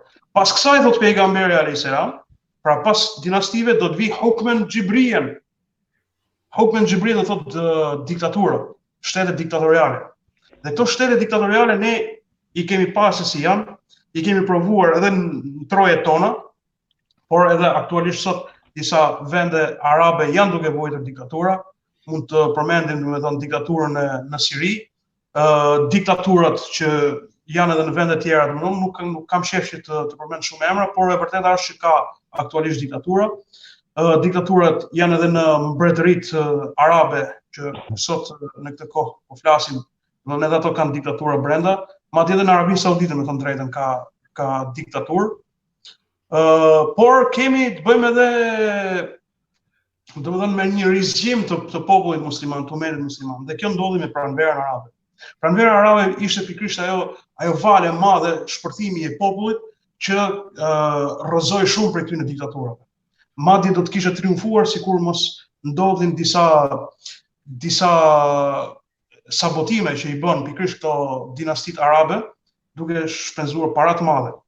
Mirë, po me ta thënë të vërtetën, për të ardhur tek pyetja vllajt ton Xhavitit, sigurisht ajo pritet dhe mbas kësaj thot pejgamberi alayhis salam, mbas diktaturave do të vi khilafetun rashide, khilafetun ala manhajin nubuwa. Do të vi kalifat i drejt në programin ose sipas sunetit dhe programit të pejgamberit ton sallallahu alaihi wasallam. Imagjinoni tani. Para se sa të vi ky lloj shteti musliman, që ka premtuar pejgamberi alayhis salam që do të vi, popullit musliman janë si jetima. Sidomos mas rënies së kalifatit islam të perandorisë osmane, popullit musliman sot në botë janë krejt jetima. Domthonë nuk ka kënd, nuk ka kush që ti përfaqësoj ata, nuk ka kush që ti mbrojt drejtat e tyre. Përkundër kësaj, edhe duke futur edhe nacionalizmat në mesin e muslimanëve, ne sot jemi të përçarë, secili thot unë jam shqiptar, ai tjetri është bosnjak, ai tjetri është arab, ky është egjiptian, ky është krenohen me qenit të tillë domethënë. Ndërkohë që Allahu xhaleshanu na ka kërkuar të jemi musliman, të jemi vetëm si musliman dhe antar të atij shteti që është shteti musliman. Khayra ummatin ukhrijat linnas. Ju jeni populli më i mirë, jo si egjiptian, jo si shqiptar, jo si bosnjak, jo, si musliman. Ka qenë një kohë vëllezër e mi të dashur që muslimani i Shqipërisë kishte mundësi të shkonte deri në Indonezi ose deri në Marok, në Andaluzi në atë kohë, në fakt nuk është se ka pas shumë musliman Shqipëria, por flasim në kohën e perandorisë osmane, e ka pas të lirë të shkonte pa vizë, sepse e konsideronte gjithë këtë vend vendin e vet. Shkonte në Yemen, shkonte në Egypt, shkonte në Siri, askush nuk I thonte ti je I huaj, sepse ai në të vërtetë ishte shtetas musliman. Siç është sot Shtetet e Bashkuara të Amerikës, ashtu kanë qenë edhe Shtetet e Bashkuara të Islamit. Gjithë këto popull, domethënë, kanë qenë gjithë një shtet I vetëm. Sot pritet që të vijë shtet.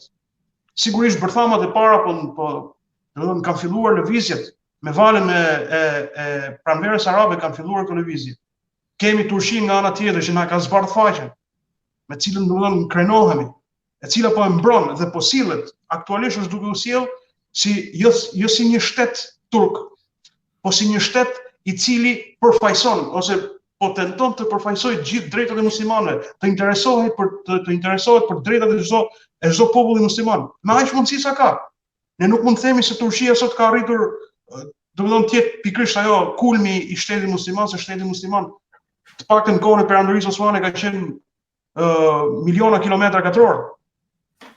Ndërkohë që sot ka arvatje dhe inshallah me lejen e Allahut xhaleshanuhu do të kemi shpejt inshallah, lutim Allahun xhaleshanuhu që ne pikërisht në jetën tonë të kemi mundësi ta përjetojmë atë shtet të Islamit ala manhajin nubuwa, pra të jetë khilafetun rashide ala manhajin nubuwa, siç ka thënë pejgamberi.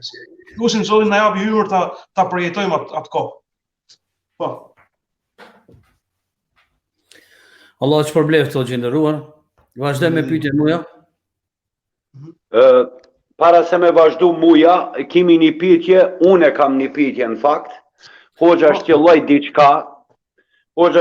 diçka dhe pikërisht boni radhitjen e hilafetit pas shtetit Muhammed Mustafas që kishte ngritë shtetin Islam, por deshta me thon se këtu shoh disa pyetje në çështjen e akides, do me thonë nuk e kemi temën rreth kësaj çështje dhe na vjen keq për vllaun, nuk do ta marrim parasysh pyetjen.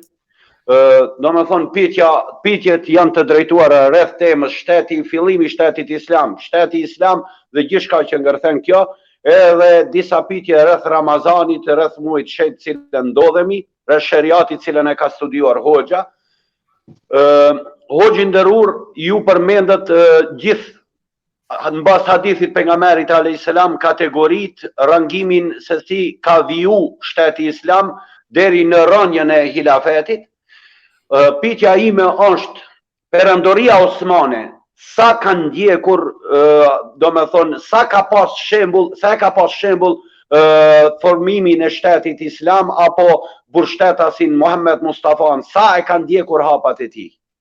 Për shkak se janë bërë shumë njollosje dhe shumë paragjykime rreth perandorisë osmane, domethënë a ka qenë ajo a njoft si shtet Islam dhe sa ka qenë përputhje me shtetin Islam? Pyetje shumë me vlerë dhe vallaj shumë e dobishme për dëgjuesit. Vallaj po ta themi diçka vllajm. Gjitha këto që dalin sot, domethënë janë pra që gjoja se aty ka pasur shumë tyrbe teqe me the tash gjithë këto akuza që ja bëjnë perandorisë osmane, gjitha këto janë shpifje në të vërtetë.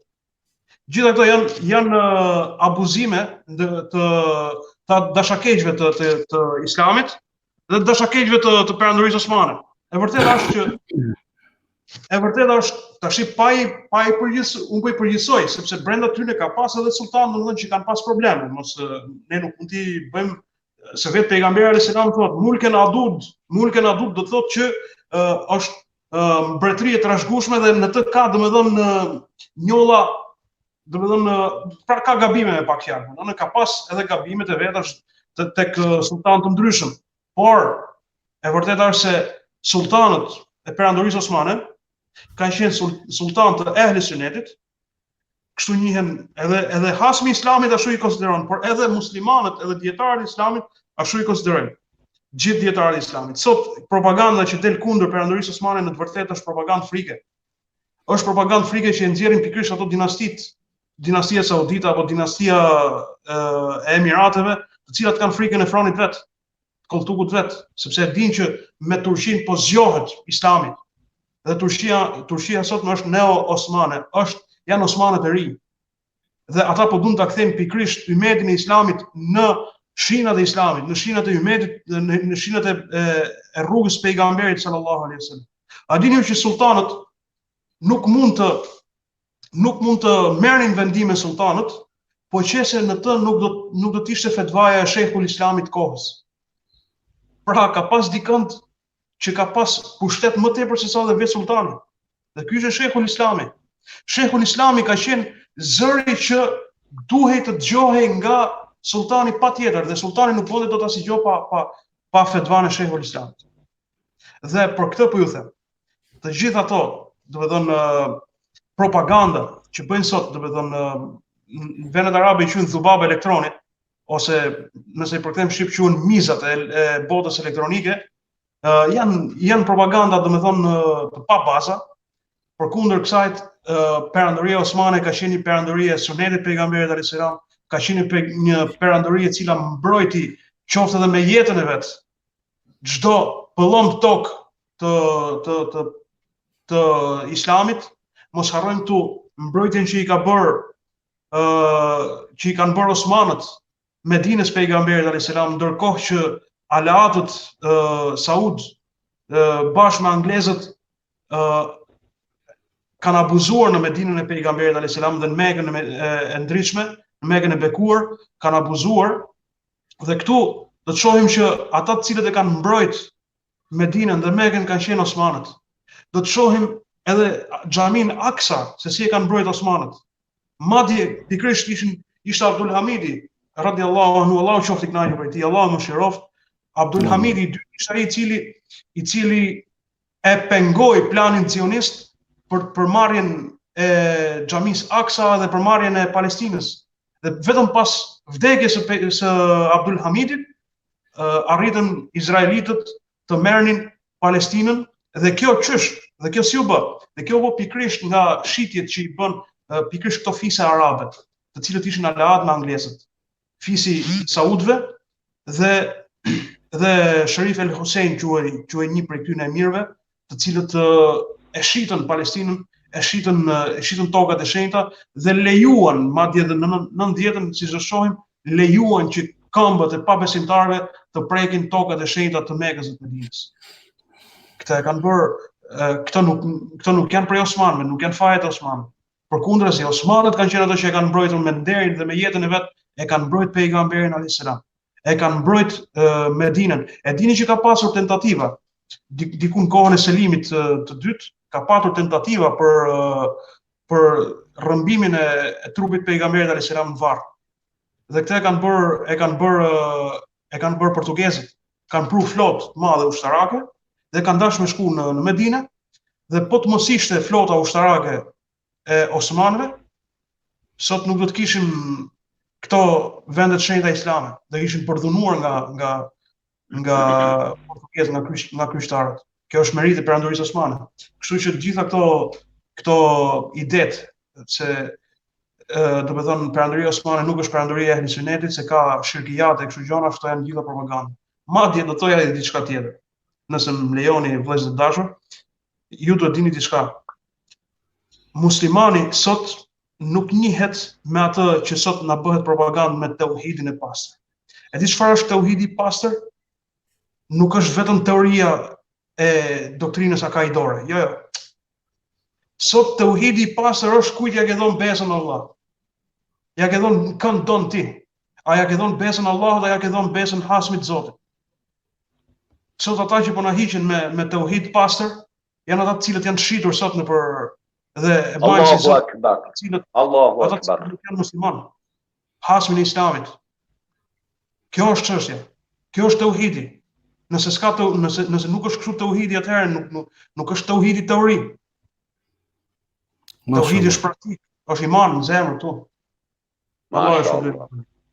Allah është përbleft të hoxhë nderuar, vallahi na kënaqe me këtë përgjigje, deshta ta baj një spjegim thjesht për vëllezërit këtu që i parashtrojnë pyetje, edhe një herë.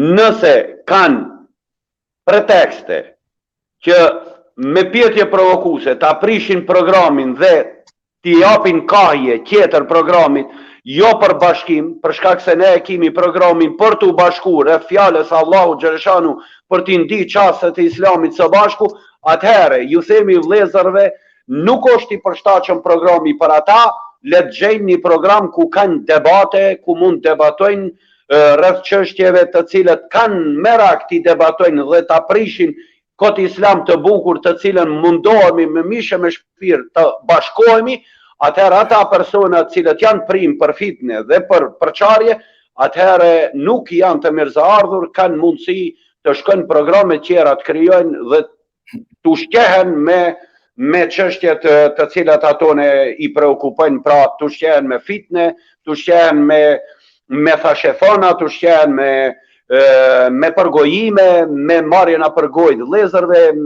me përçarje se kjo çështje o kështu ajo është ashtu, ndërsa një pyetje që na ka arrit që hoxha të flasë për natën e Kadrit, i themi vllaut i cili e ka parashur këtë pyetje, do t'i vijë radha edhe çështjes natës së Kadrit, ku ne kemi një hoxh të ftuar, Burim Efendi Sherifin, ditën e hanë pra, një ditë para natës Kadrit, siç ne e presim dhe është bë zakon, ku e ka temën pikërisht për natën e Kadrit dhe shtjellimin eksakt të natës Kadrit. Pra tema do t'jetë nata e Kadrit dhe do të ftojmë vllaun të ndëgjoj gjithçka një orë ligjërat mbi natën e Kadrit, inshallah taala. Edhe natën e Kadrit me siguri hoxha doktor Zekiria Bajrami do të flet pak disa çështje mbi natën e Kadrit, pra kemi ala kohë t'i shtjellojmë këto çështje, ndërsa hoxha sonte është duke u përgjigjur.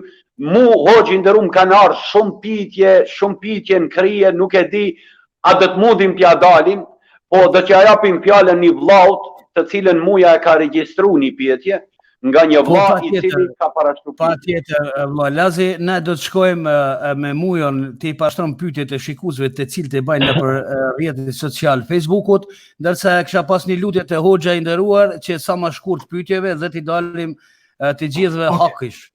Mos t'ja lëm mungi askujt. Pra mujo fjala për ty Habibi. Lexohet ja Habibi se shumë shkronjat e vogla i kam atje, këto e kam humbur. Okej, atë që kompani, pan pyetje, ne pyetje për hoxhën e nderuar pasi që jemi në muajin e shejt dhe pyetja është ndigjimi i ligjëratave e Kuran, si që është ky program, a është në kategori i adhurimit se ky program mbahet për hir të Allahut, që dhe i përshëndet organizatorët e kësaj pune shumë me dobi. Allahu i shpërbleft me gjithë ligjëruesit që marrin pjesë. Allahu shpërbleft atë që kompani, Habibi. Unë do t'i thoja këtij vllajt nderuar, pyete veten vet, pyete zemrën tënde. Këto minuta, këto kohë që ti po e kalon me ne, apo ta ngren imanin apo po ta ul imanin. Nëse ta ngren imanin, dije se e ke adhurim këtë kohë, këto minuta. E nëse këto po ta zbresin, kjo nuk është, domethënë nuk llogaritet e tillë. Ama unë mendoj se përkundrazi këto secilit për nesh po ja ngrenin imanin. Edhe madje edhe mua vetë këtu, si jam aq mirë me ju, domethënë sa që shpresoj që të kemi sevapet ke Zot. Allah të begato pyetje saktë, shkurt dhe qartë. Po, vazhdojmë vlla Muja Jakubi. Sa shohun nuk ka pyetje, unë kam pyetje këtu. Po veç pak, ta këshirëm a ka muja. Muja, ki pyetje? Jo, nuk ka, ala s'ka rritet. Okej, atëre vazhdojmë me Shek Lazin. Lazi, pyetja fjala për ty, Habibi. Tash më duket se mu ma dhon gjithë fjala sonte, hoxhallarët e kanë marrë fjalën sonte, ju duhet të rini pak. Ja, mos ki problem se që orno hoxh. Bismillah.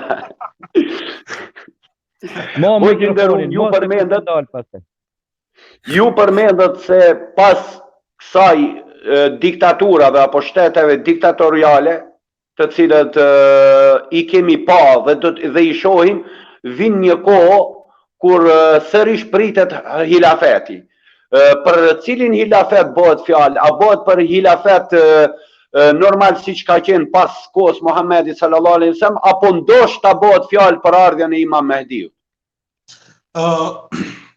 Vëllezër dashur, ajo në fakt ai khilafet i drejtë, pikërisht Imam Mehdiu do të jetë një prej iniciatorëve të këtij hilafeti drejt, por domethënë me sa e dim, domethënë sipas transmetimeve, normalisht do të jetë Isa alayhis salam ai i cili do ta udhëheqë këtë xhilafet drejt. Gjithë të tjerët janë thjesht ndihmues, por janë pikërisht themelet dhe kurorzohet ky xhilafet i drejt kurorzohet me Isa alayhis salam, i cili qëndron në ummetin islam, qëndron në këtë dynja për 40 vjet tjera, domethënë, dhe do të ketë brenda kësaj kohe do të ketë xhilafetur rashide. Dhe mas kësaj pastaj, mas këtij xhilafeti drejt, masi Isa alayhis salam ndron jetë, varroset tek pejgamberi, pranë pejgamberit ton sallallahu alaihi wasallam, atëherë pastaj nuk ka më ngritje, ka vetëm zbritje. Atëherë pastaj avash avash fillon të prishet çdo gjë, të harrohet çdo gjë, kështu me radhë, derisa të vijë kiameti.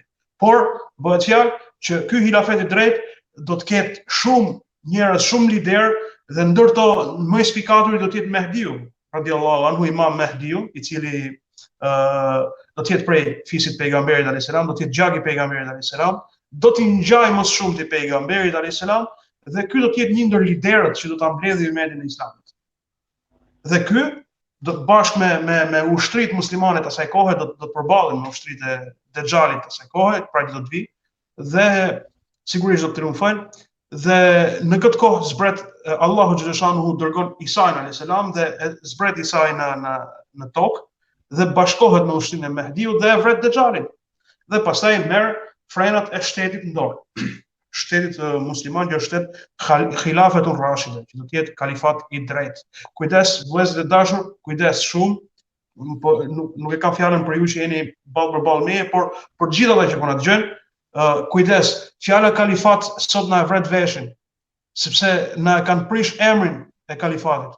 Kalifati i drejtë, vëllezër e dashur, është kalifati i pejgamberit alayhis salam. Gjithë këta zullumqarë që na e prishën për 2-3 vjet, për 5 vjet me radhë emrin kalifat, këta janë zullumqarë dhe janë pabesimtarë dhe janë njerëz të futur për ta prish këtë emër të pastër dhe këtë emër të drejtë. Fjala kalifat bëhet fjalë për kalifatin e pejgamberit ton sallallahu alaihi wasallam, xhilafetur rashide.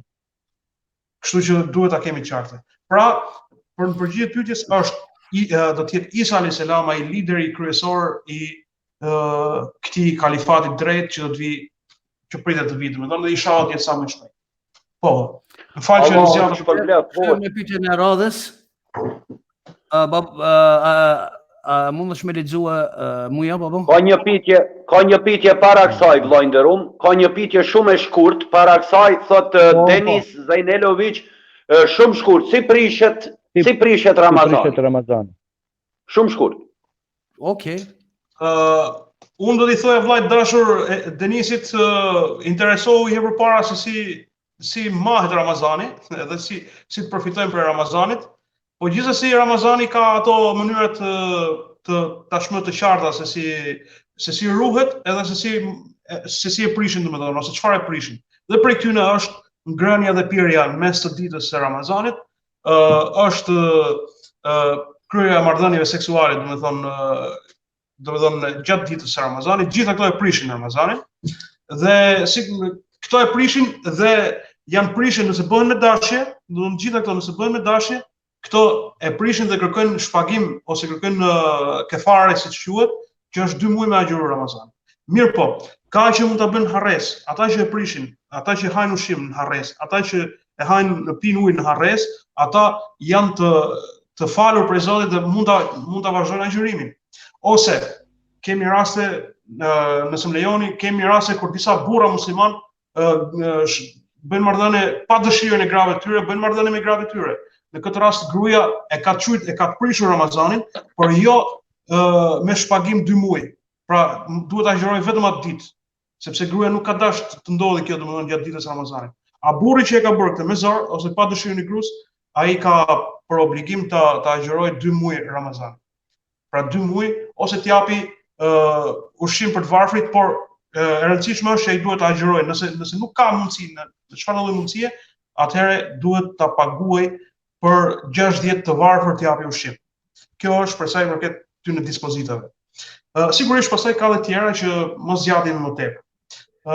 Mund të vazhdojmë me pyetjen tjetër? Patjetër. Shkojmë pra me pyetjen e Adem Baftiut. A mund të më lexoj mujo? Po, lexo, vazhdo. Adhe mbafty pyetje, një pyetje për Hoxhën e nderuar, sa kohë duhet me fal namazin e sabat pasi që ta krym syfyrin? Allahu ju shpërbleft. Me ta thonë drejtën o vllai dashur, kjo pyetje na ka bërë edhe ne, do të thonë hoxhallarëve na ka vënë pozita të vështira. Kjo me fort realitetin. Ka një khilaf, ka një ikhtilaf mes dietarëve, ka një do të thonë shumë dietarë kanë debate do të thonë brenda për këtë çështje. Mirë po, për të qenë brenda. Do të thonë unë flas personalisht tani këtu. Do të thonë nuk duhet të marr përgjegjësinë e gjithë. Unë kam zgjedhur vetëm një mendim. Dhe du të flas për atë që unë mendoj, por duke mos e imponuar askujt. Nëse doni e merrni e keni përgjegjësinë tuaj, mos ma leni mua. Ama ky është mendimi im. Mendimi im është që muslimani, nëse hyn sipas kalendarit, kalendari ka nevojë për rregullime, por gjithsesi ne kemi një kalendar. Dhe në Islam, do të thonë ajo merret për bazë. Çfarë është ai kalendari që ne e shohim? Këtu duhet bëhet debati pastaj. Ama nëse kalendari na thotë që namazi falet, pra koha e syfyrit mbaron në këtë orar, pra le të themi në orën 4 fiks, i bie që tash nuk e di, s'po flasim për orarin sepse ato duhet me pa në kalendar, por po marr një shembull, nëse mbaron 4 fiks, do thotë që prej atij momenti ti para Zotit je i lamën që të thërrë ezani dhe të fillosh të falësh sunetin e sabatit dhe të falësh farzin e sabatit. Kjo është. Ke Zoti Allah shpërbleft. Je i lamën. Kam një pyetje për Hoxhën kur jemi këtu, në këtë çështje, është një brengë e madhe Hoxhë nderuar, ka ardhur një pyetje në privat, domethënë kjo çështja problematike për motrat muslimane, të cilët ne siç e dim është muaji i Kuranit. Dhe edhe ata si meshkuj duhet me lexu Kuran. Mirë po, ne e dim se motrat muslimane kanë një periudhë kur i kanë të përmuajshme për menstruacionet, dhe si është çështja masi dhe ju keni krije shariatin, si është çështja në 4 shkollat juridike rreth leximit të Kuranit me menstruacione, dhe në përgjithësi dhe si është çështja në medhhabin Hanefi në çështjen e leximit të Kuranit me menstruacione. Po, për sa i përket këtyre motrave, normalisht janë të justifikuara para Allahut xhaleshanuhu, do të thonë përderisa Allahu ja lejon që ato mos agjërojnë, që është obligimi i kësaj kohe, patjetër që janë të justifikuara edhe për leximin e Kuranit. Unë do të flas, do të thonë, se si janë ka mendime ndryshme dietarësh, por këtyre motrave, nëse do të jenë hafize Kuranit, ato mund ta lexojnë Kuranin vetë, me mendjen e vet. Pa e prekur Kuranin. Sigurisht duke pas, do të thonë, ato me një shpjegim bëhet fjalë për motrat cilat nuk janë hafize dhe duhet ta lexojnë me Kuran. Ato cilat nuk janë hafize, ato le të bëjnë vetëm tesbih. Ato vetëm mund të përmendin Allahun xhaleshanuhu. Sepse Kurani është i pastër. La yamassuhu illa al-mutahharun. Përderisa Kurani është i pastër, përderisa është kusht që do mund të jesh i pastër për leximin e Kuranit, pra nuk lejohet me prek Kuranin, nuk lejohet me hap Kuranin, ato duhet bëjnë sa më shumë dhikr në këtë kohë. Ky është mendimi personal që është i bazuar në mendimin e dietarëve. Nëse din përmendesh, sigurisht ka edhe ato që nuk din të lexojnë, nuk janë hafize, din shumë sure përmendesh, ato sure që kanë mësuar përmendesh, ato sure le ti thonë, do të ti përsërisin vazhdimisht përmendesh. Përndryshe nuk i lejohet. Mirë, po nëse dikush ja hap Kuranin dhe ja hedh fletat, a ka drejt lexim Kurani? Personalisht unë mendoj që do të thonë edhe kjo mënyrë nuk është e përshtatshme, sepse ajo do ta përdorë atë Kuran, edhe pse dikush tjetër ja hap, por ajo do thotë që ajo po lexon atë Kuran, nuk është vetëm prekja, por bëhet fjalë vetë libri i Kuranit është, do të thonë vetë leximi i tij është i pastër dhe është i shenjtë. La yamassuhu illa al-mutahharun. Mesi do të thonë nuk është vetëm prekja me dorë, sepse libri i Kuranit është letër, por bëhet fjalë për mes, do të thonë edhe për prekjen që do t'i bësh me syrin në rastin konkret, lexim. Edhe kjo normalisht ka për mendimin tim, do të thonë unë nuk do t'ja rekomandoja. Allah shpërbleft. Allah shpërbleft. Hoxhë, shkojmë një pyetje e cila ka arritur në private, një motër thot, po desha ta bëj një pyetje, thot i përshëndes të gjithëve me selam aleikum. Thot desha ta bëj një pyetje për fejen islame. Mu shumica më kanë marrë në qafë, po do llafe, a është e vërtet se me i marrin gjunat e mia? Unë si kam fol ato llafe, vetë në qafë me kanë marrë, se unë sen s'kam bë. Do me thonë, dikush ja pas ka imponu kësaj motrës, fejen islame, edhe kështu që a i kanë marrë për thot gjunat e mia, ata persona që ma kanë imponu këtë punë, do me thonë që për çështjen fejes islame, ndërsa unë se këto fjalë nuk i kam fol, por tjetër nëse më lejon vllai dashur, më duket se motra po thotë që siç duket dikush i ka thonë që kjo motra bën x 2-3 gjëra, domethënë të cilat ajo si ka bërë në të vërtetë. Bravo. Ashtu. Dhe a është kjo domethënë a merr gjunahe kjo për këtë çështje? Unë mendoj se ai ka marrë çaj person që ja ka thonë ato fjalë.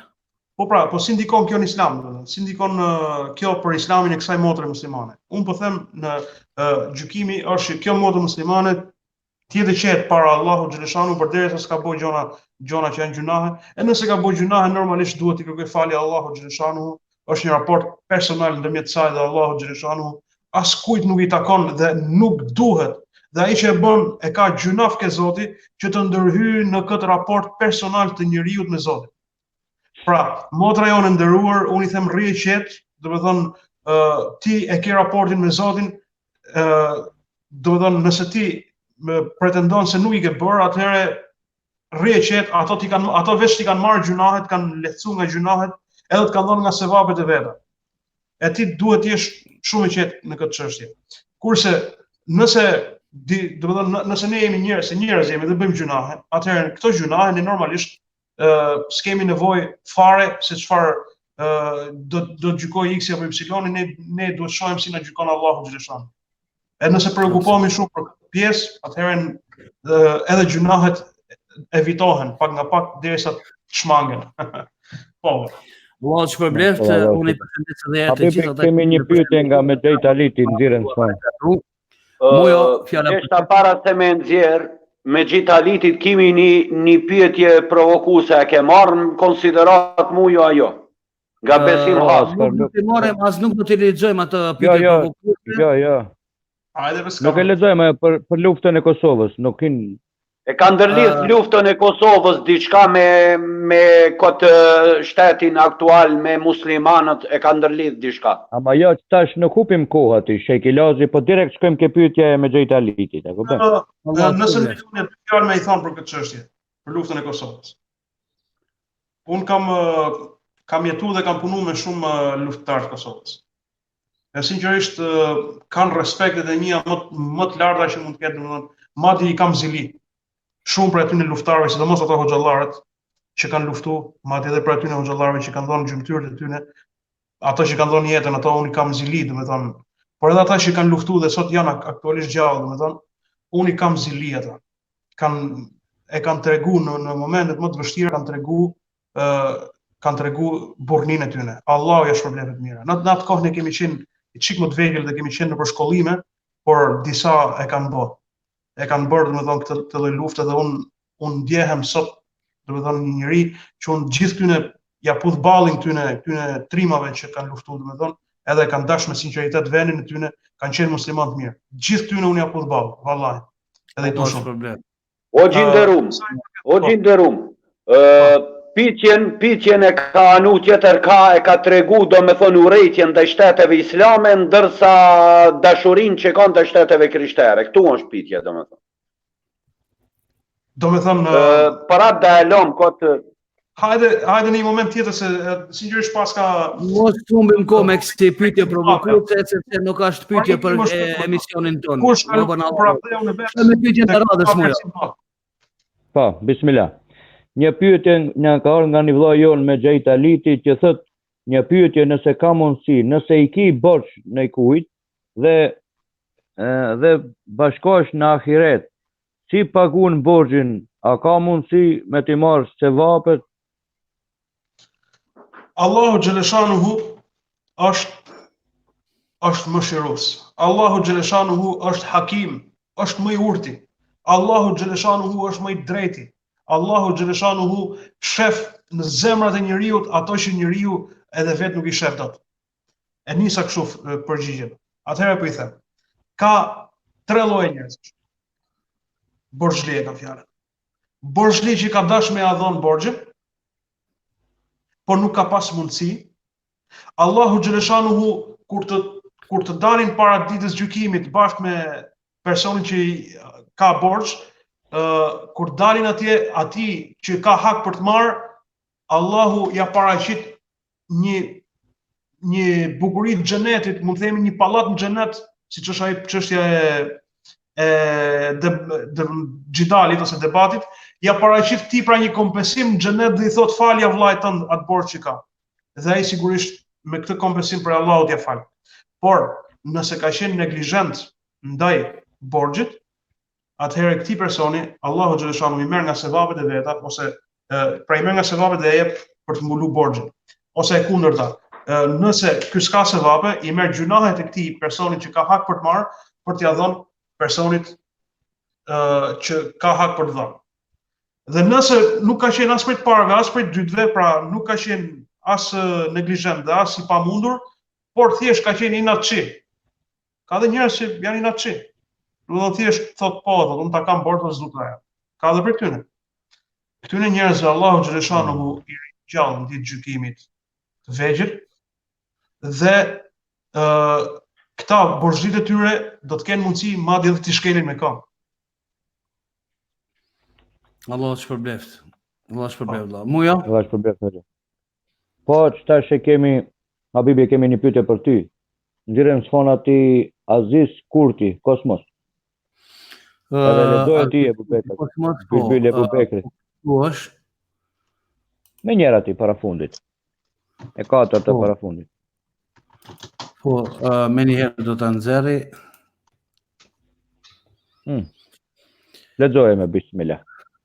Po, bismillah. Po e pres derisa paraqitet në ekran. Përshëndesim vllahun Aziz Kurtin, thotë Bylbyl Ebu Bekër pyete këtë hoxhen për këtë muajin e Ramazanit jam ka bëj edhe kelime, si është njeti dhe cilat fjalë janë më të sakta ti themi kur të ngrejmë tespit. Kur ta bëjmë tespit dohen, domethënë. Çështja e njetit, kjo është për mua nëse s'gaboj kjo pyetje? Po. Çështja e njetit vllai dashur thuj, nuk e di si e kisha emrin, se mbajta mend, por Aziz Kurti. Thuj vllajt nderuar Azizit, thuj Allahu ta pranoft këtë lloj ibadeti që po bën, domethënë inshallah ta shkruan Allahu për sevap, edhe të konsiderohesh për atyre që përmendin Allahun shumë. O dhakirin Allahe kathiran o dhakirat. Ata që përmendin shumë Allahun dhe ata që burra dhe ato gra. Pra lut Allahun xhaleshanuhu që atë mund mos ta humbi kurrë. Njeti për këtë raste domethënë shumë i thjesht, nuk ka nevojë për shumë diturime pas, domethënë njeti është i thjeshtë. Jo Allah, kam qejf me të përmend. Du me bë këtë lloj të spish kështu në këtë mënyrë. Thuaj me veten tënde, nuk ka nevojë dikush, pra nuk ka rregulla fikse te kjo pjesë. Përderisa nuk ka ardhur asnjë transmetim. Dhakirin Allahe kathiran. Pra ky person futet tek ata njerëz që përmendin Allahun shumë. Dhe kështu që unë lut Allahun xhaleshanuhu ti pranoj. Kështu mos e ketë kompleks këtë pjesë. Po. A mund një ndërhirje ta baj pak që këtune, se ndoshta nuk ju bëj qartë hoxhës nderuar. E kish fjalën, e ka përmend fjalën kelimen, ndërsa ne e dim kelimet tauhid është fjala la ilaha illallah dhe nuk thotë diçka tjetër kelimet tauhid.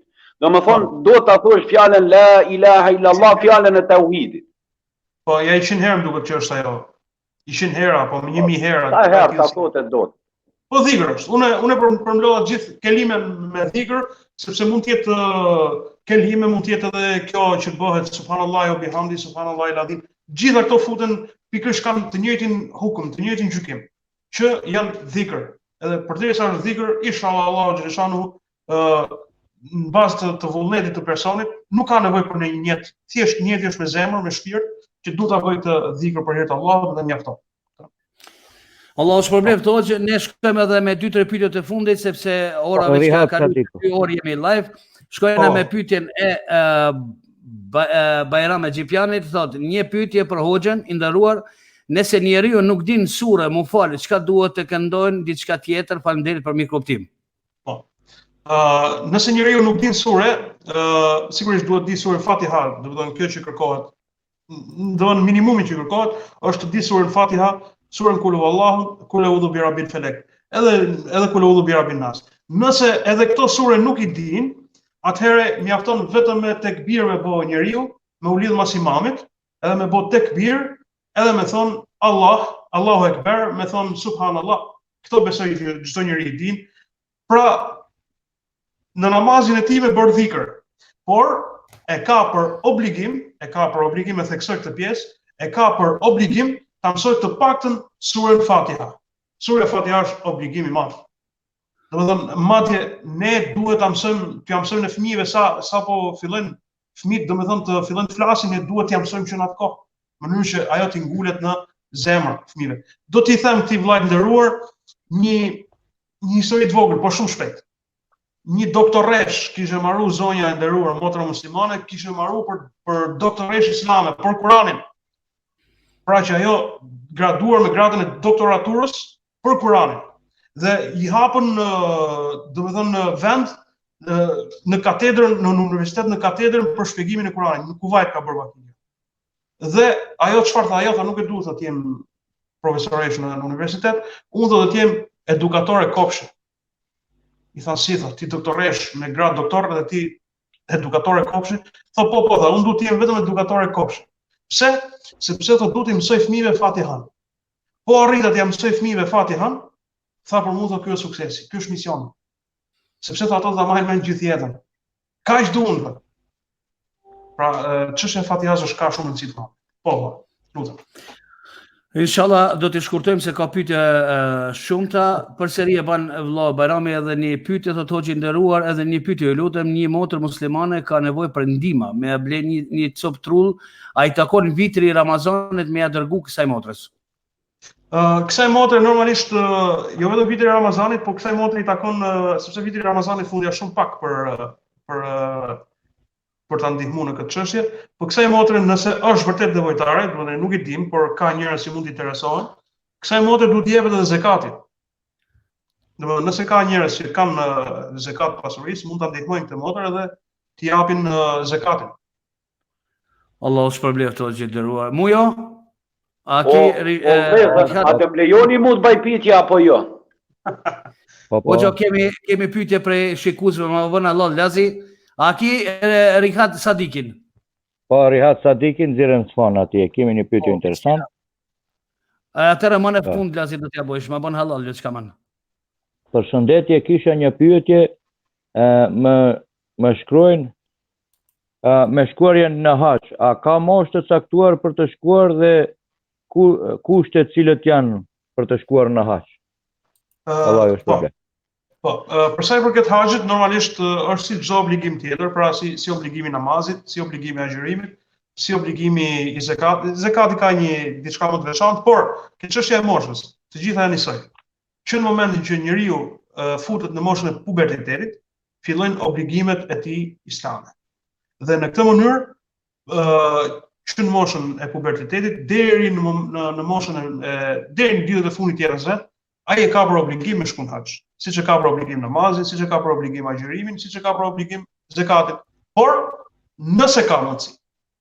Pra haxhi është, e ka definuar pejgamberi alayhis salam, ka thënë, nëse ka mundësi. Nëse nuk ka mundësi financiare, nëse nuk ka mundësi shëndetësore me shku në haxh, ai është i liruar prej këtij obligimi. Do të thotë edhe fëmia i vogël që shkon bashkë me prindrit, ai në fakt në të vërtetë nuk e ka kryer obligimin, edhe pse ka shkuar me prindrit, por nuk e ka kryer obligimin, sepse nuk ka qenë në moshë madhore për të qenë i obliguar. Ama pleqt që nuk kanë mundësi me shkuar në haxh vet, për faktin se mosha është e madhe dhe fuqi nuk ka më tepër, ai mund të çojë bedel. Pra mund të paguajë dikën tjetër që ta zëvendësojë atë në haxh. Po. Mashallah, Allah shpërblet. Vllai nderuar, se para të dhënë fjalën, më bën halal. ju kisha lutur për hir të Allahut të gjithë shikuesit mos bëjmë pyetje jashtë temës, jashtë dersit. Ju lutem. Pyetjet bani vetëm jemi në muajin e bekuar të Ramazanit, vetëm për muajin e Ramazanit dhe temën të cilën na ka pas Hoxha. Mos dalim jashtë temës. Ndërsa ato pyetje që nuk janë në temë të Ramazanit dhe temën që e ka Efendia nuk do t'i marrim parasysh. Ma bëni Allah, ju kërkoj falje. Vazhdoj Lazi. Po pikrisht kot desha ta them edhe një diçka tjetër oficialisht. Prej këtij momenti i ndalojmë pyetjet, nuk ka pyetje se kemi shku afër sifirit dhe Hoxha i nderuam atje duhet me bë sifir. Pra dhe disa vëllezër, edhe pse ne kemi hala dhe pak kohë, mirë po duke pas konsiderat kohën e Hoxhës, nuk do të ketë pyetje prej këtij momentit, ato që i kemi ato pyetje dhe do të mundohet Hoxha, Allahu është përbleft, t'ju përgjigjet, ndërsa unë për fund kam një pyetje shkurt për temën, pra për shtetin islam, do me thonë, por do ta lëm për fund, vazhdoni me pyetjet të cilët kanë ardhur. Selam aleikum warahmatullahi wabarakatuh. Është kjo pyetje me sap? Po pyetje është. Lexoj. Egzon Morina, thot një pyetje për Agën Hoxhë, nëse luan telefon poker, kemi parasysh ato lojat, ato kazinot elektronike tash, nëse luan telefon poker, është një farë gjuna i madh, falemderit këtë pyetje e bana se shumë muslimanë e luajnë këtë lojë, falemderit për respekt. Tani, pokeri si lojë vetë është haram mirë, domethënë bizhosi është haram, këtë ka ndaluar Allahu xhaleshanu në Kuran. Për sa i përket pokerit. Për sa i përket lutjes në telefon, sigurisht kjo është rrugë që të çon në haram. Allah thot la tattabi'u khutuwati shejtan. Mos i ndiqni rrugët e shejtanit. E shejtani me thënë drejtën ta ka lecu haramin me bu haramin domethënë në mënyra më të ndryshme. Rasti më i fundit është edhe rasti i telefonave. Pra, ajo nëse ky poker që luhet në telefon me chipsa, me kështu gjëra, domethënë nuk harxhon para siç harxhon në bixhos, më spaku harxhon kohën tënde, e cila do të ishte domethënë në rrugë të Zotit, ose të paktën në dobi. Kjo e parë. E dyta, pra në këtë kuadër është ndaluar, sidomos pokeri, sidomos lojrat e bixhosit. Bixhosi është domethënë është rreptësisht e ndaluar vëlla. Edhe pse po luhet pa lek, edhe pse po luhet pa parë. Prapë është ndaluar. Pse është ndaluar? Sepse ke të bësh me lojra fati. Edhe pse si thash pra nuk ka lidhje me parat, por me chipsat ka lidhje. Por ka lidhje me lojrat e fatit. Është njësoj sikur me hedh zarë. Ato zarët që hidhen për tavën. Kanë gjitha të bëjnë domethënë me çështjet e fatit. Dhe kjo nuk lejohet kurse si në Islam. Prandaj ta rekomandoj, jo ta rekomandoj, po ta nxis domethënë që të ndalosh këtë gjë. Domethënë është haram. Po. Hoxhë i nderuam, Allahu shpërblet pak ndërlidhem me këtë çështjen, shumë bukur e ke shtjelluar, mashallah, dhe edhe pse chipsat janë domethënë pa parë, nuk harxhon parë, por kemi ndëgjuar se edhe harxhojnë parë me chipsa duke bli chipsa me parë. Dhe pastaj ato chipsa i harxhojnë pastaj pa parë. Edhe kjo është vërtet. Tamam, ke drejt. Po. Vazhdo mu jo, lexoj. Po. Po, e lexoj. Lart trafushi. Ata lexoj unë shpejt. Hajde bismillah. Ai se sit më të fort, bismillah. Selam aleikum wa rahmetullahi wa barakatuh. Një pyetje kisha për Hoxhën e nderuar. Kam një vit e gjithë që falem bashkë me bashkëshorten dhe gjithmonë na ndodh që falemi veç. Si është më e mira apo shpërblimi? Një këshill në qoftë se ju premton kohë, Allahu ju shpërblet. Domethënë falen veç dhe nuk falen me xhamat, domethënë ta arrin gradën e xhamatit. Si është një këshill më e mirë, domethënë? Unë do t'ja rekomandoja sunetin, se suneti pejgamberit alayhis salam është në këtë pyetje.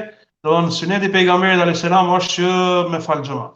Edhe sunet, domethënë sunet i fortë, domethënë xhamati ka 27 herë më tepër se vapet se sa shpërblimi pra se sa me fal vetë. Kjo e para. E dyta pastaj kur falesh me bashkëshortën tënde, domethënë aty krijohet edhe një farë lidhje tjetër shpirtërore. Është më mirë kur i dilni Allahut të dy bashkë, duke i kërkuar rahmet, mëshirë sesa kur je veç e veç. Do dihet që kjo është më e mira të bashkë. E sigurisht ty vllai dashur, pra duhet me mësu sa më shumë suret Kuranit që ti të kesh mundësi të jesh i aftë për të qenë imam, qoftë edhe duke qenë me gruan tënde. Allah shpërblet. Muja vazhdo pyetjen e Soela Leila Sherifi. Selamu alaikum, ma bani halal thot, prej kur falen 10 net të fundit, Allahu ju shpërblet. 10 netet e fundit fillojnë nesër mbrëmë inshallah. Prej nesër fillojnë 10 netet e fundit. Nesër mbrëmë është mërkur, fillojnë 10 netësh i fundit. Hyn pra, jemi në ditët e fundit të Ramazanit. Allah shpërblet, Hoxhë, na arritëm deri te përfundimi i këtij emisionit. Ne do të shkojmë me një ilahi të shkurt dhe do të rikthehemi përsëri të bëjmë duan e kësaj mbrëmje sontit, po Lazi. A ka mundësi të kiqem vetëm me një vlla që i ka bën një pyetje shumë shkurt i përgjigjem në pyetjen provokuese. Vllau i cili e ka bën atë pyetjen se martesa me çikën e tezës, me të cilën pyetje sot sulmohet Islami duke mos pas dije në këtë çështje, i themi vllaut, martesa me të afërmit nuk është urdhën prej Allahut xhaleshan. Ka qenë një lejes në kohën kur ka qenë Islami shumë i pakt, kur kanë qenë muslimanët shumë pak, dhe në vend që t'ja jep një pabesimtarit ja ka dhënë një të afërmit, por sot kur muslimanët numrojnë shumë në numër, atëherë nuk ke nevojë me u martu me çikën e tezës, hallës, dajës, atë kot, dhe neve nuk na lejon edhe tradita, ne e dim se urthi, tradita në Islam është e lejueshme atëherë ku nuk vin kundërshtim me shariatin Islam. Nëse kishte qenë urdhën prej Allahut xhaleshanu martesa me të afërmit, atëherë kjo do të kishte qenë problematik. Mirë, po derisa Allahu e ka lënë lejes dhe nuk e ka bë urdhën, dhe aty në ajet janë se kush ndalohen e jo kush lejohen edhe kush urdhërohen. Prandaj mos bani polemika rreth kësaj çështje të nderuar vëllezër, e sa i përket dënimit, se a do të ketë dënim, nuk do të ketë dënim nëse e ka kri me vetë dëshirë për shkak se nuk ka ndalim në këtë çështje. Nuk ka ndalim, po nuk ka dhe urdhën në këtë çështje. Allahu ju shpërblet, besoj se ishëm i qartë. Po, edhe me këtë pyetje do ta përfundojmë, Allah të begatoft, Allah të ashtoft ditorin Hoxhë. Lazi, vazhdo mujo baba. Lezoj. Po, thot Shaban Lugina, asalamu alaikum, kam një pyetje për Hoxhën e nderuar. Zekati i vitit avan të dërgohet në vendlindjen në skamnorëve që kanë nevojë apo duhet të i dërgojmë në xhamiet ku jetojmë këtu në Gjermani? Allah ju shpërbleft. Allah ju rritëshon. Tash kjo çështje me të drejtën ka të dyja rrugët janë të lejuara. Do të thënë mund të ketë për shembull njerëz emigrantë të cilët kanë motrën ose vllajën e vet ose familjarët e vet të afërm që i kanë shumë nevojtar, ata mund ta çojnë zekatin e fitrit direkt aty. Kjo është e lejueshme, do të thënë e pranueshme ke Zoti, por nëse dikush për shembull nuk ka mundësi të bëjë mbrapa këtyre çështjeve, është i ngarkuar me punë apo më tepër, ai normalisht mund t'ia lejë këtë zekatin, t'ia lejë qendrës aty dhe është obliguar qendra islame aty që këtë zekatin e fitrit ta menaxhojë në këtë mënyrë, pra duke i çuar për tek të varfrit. Kurse sigurisht që nuk ka të bëjë me antarësitë që çojnë besimtarët në qendrat islame. Unë e di që në diaspor funksionojnë antarësitë. Të gjitha këto domethënë duhet, antarësia nuk ka lidhje me zekatin e fitrit, zekati i fitrit duhet shkojë pikërisht tek të varfrit, dhe këto të varfër ose mund t'i çojë vetë pra personi tek të varfrit që i njeh vetë, ose mund t'ia lejë qendrës islame në dorë dhe qendra islame obligohet që këto para të shkojnë për këto të varfrit në vendlindje. Besoj që kjo është një mënyrë shumë e mirë. Allah shpërblet. Da pa humbur kohë, inshallah bidhnillah do të shkojmë me një ilahi dhe rikthehemi përsëri në studio. S'ka ditë më të vështirë se sa ditën tek ti moti, thret e zani pikon loti, plokun thot nas provoj Zoti. Mu e Muezini del nga shpia, mrin gjami unë fuqia. Një sezonin me thirë, fillon lotin atë fytyr. O Allah mos na dëno, në këtë gjendje na uzo, mos të mbyllet më gjamia, në atë vend është krenaria. O Allah mos na dëno, në këtë gjendje na uzo, mos të mbyllet më gjamia, në atë vend është ëmbëlsia.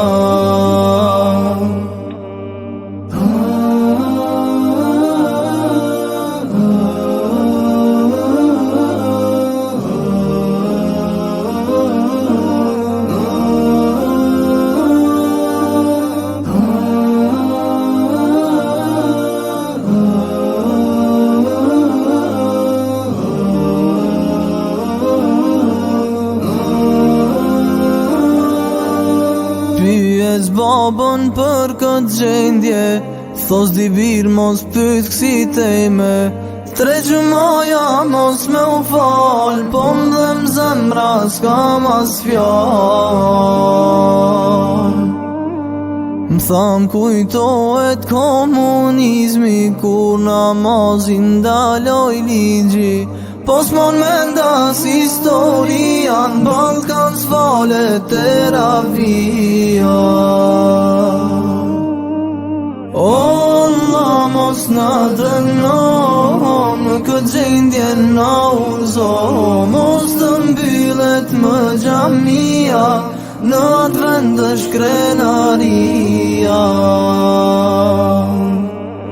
O Allah mos na dëno, në këtë gjendje na uzo, mos të mbyllet më gjamia, në atë vend është ëmbëlsia.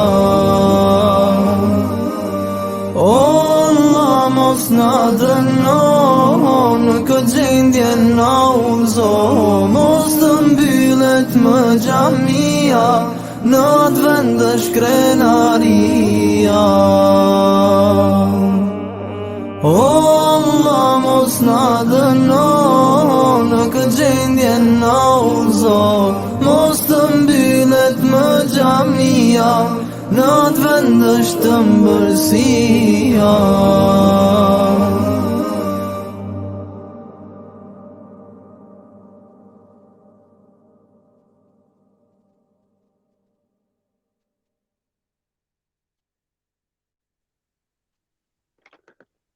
Assalamu alaikum wa rahmetullahi ta'ala wa barakatuh dhe të gjithë shikuesit e emisionit tonë Islam.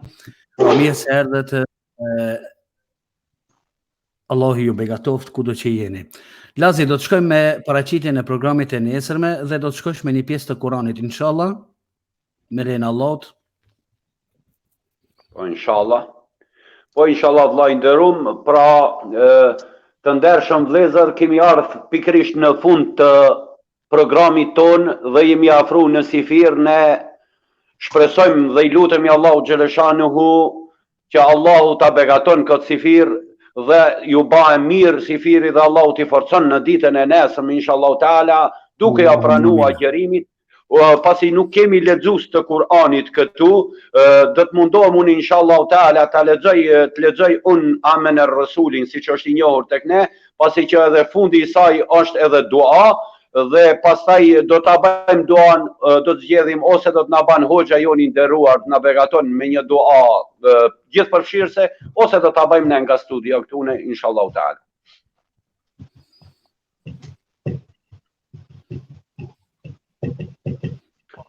أعوذ بالله من الشيطان الرجيم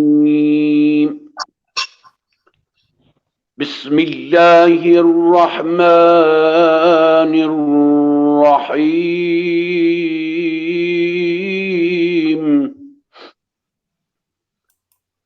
آمن الرسول بما أنزل إليه من ربه به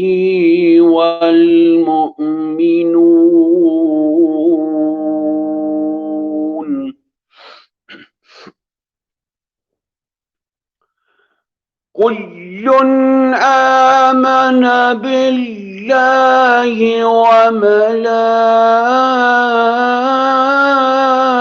وملائكته وكتبه ورسله لا نفرق بين أحد من رسله وقالوا سمعنا وأطعنا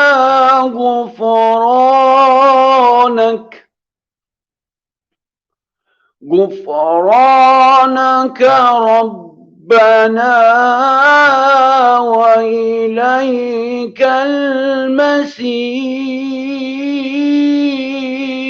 المسير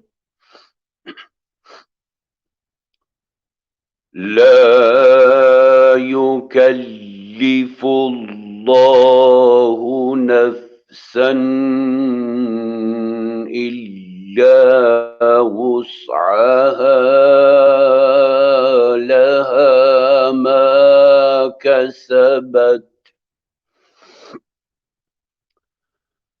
لها ما كسبت وعليها ما اكتسبت ربنا لا تؤاخذنا إن نسينا أو أخطأنا ربنا ولا تحمل علينا إصرا كما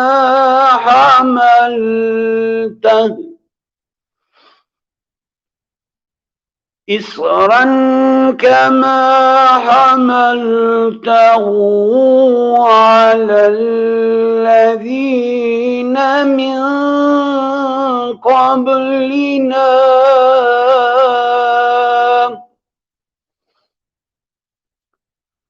ربنا ولا تحملنا ما لا طاقة لنا به واعف عنا واغفر لنا وارحمنا أنت مولانا فانصرنا على القوم الكافرين صدق الله العظيم سبحان ربك رب العزة عما يصفون وسلام على المرسلين والحمد لله رب العالمين آمين.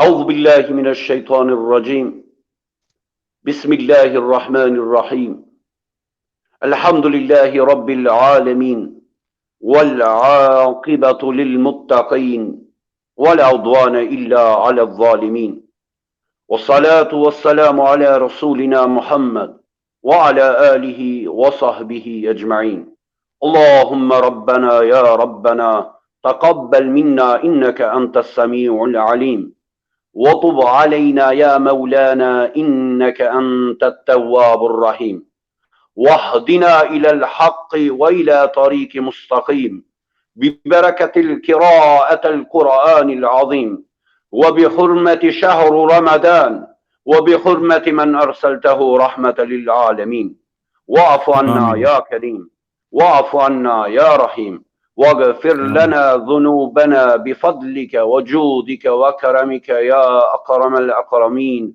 ويا أرحم الراحمين. آمين. اللهم ربنا فاغفر لنا ذنوبنا وكفر عنا سيئاتنا وتوفنا مع الأبرار. ربنا وآتنا ما وعدتنا على رسلك ولا تخزنا يوم القيامة إنك لا تخلف الميعاد. ربنا واجعلنا مسلمين لك ومن ذريتنا أمة مسلمة لك وارنا مناسكنا وتب علينا إنك أنت التواب الرحيم. واجعلنا من التوابين واجعلنا من المتطهرين واجعلنا من عبادك الصالحين واجعلنا من الذين لا خوف عليهم ولا هم يحزنون.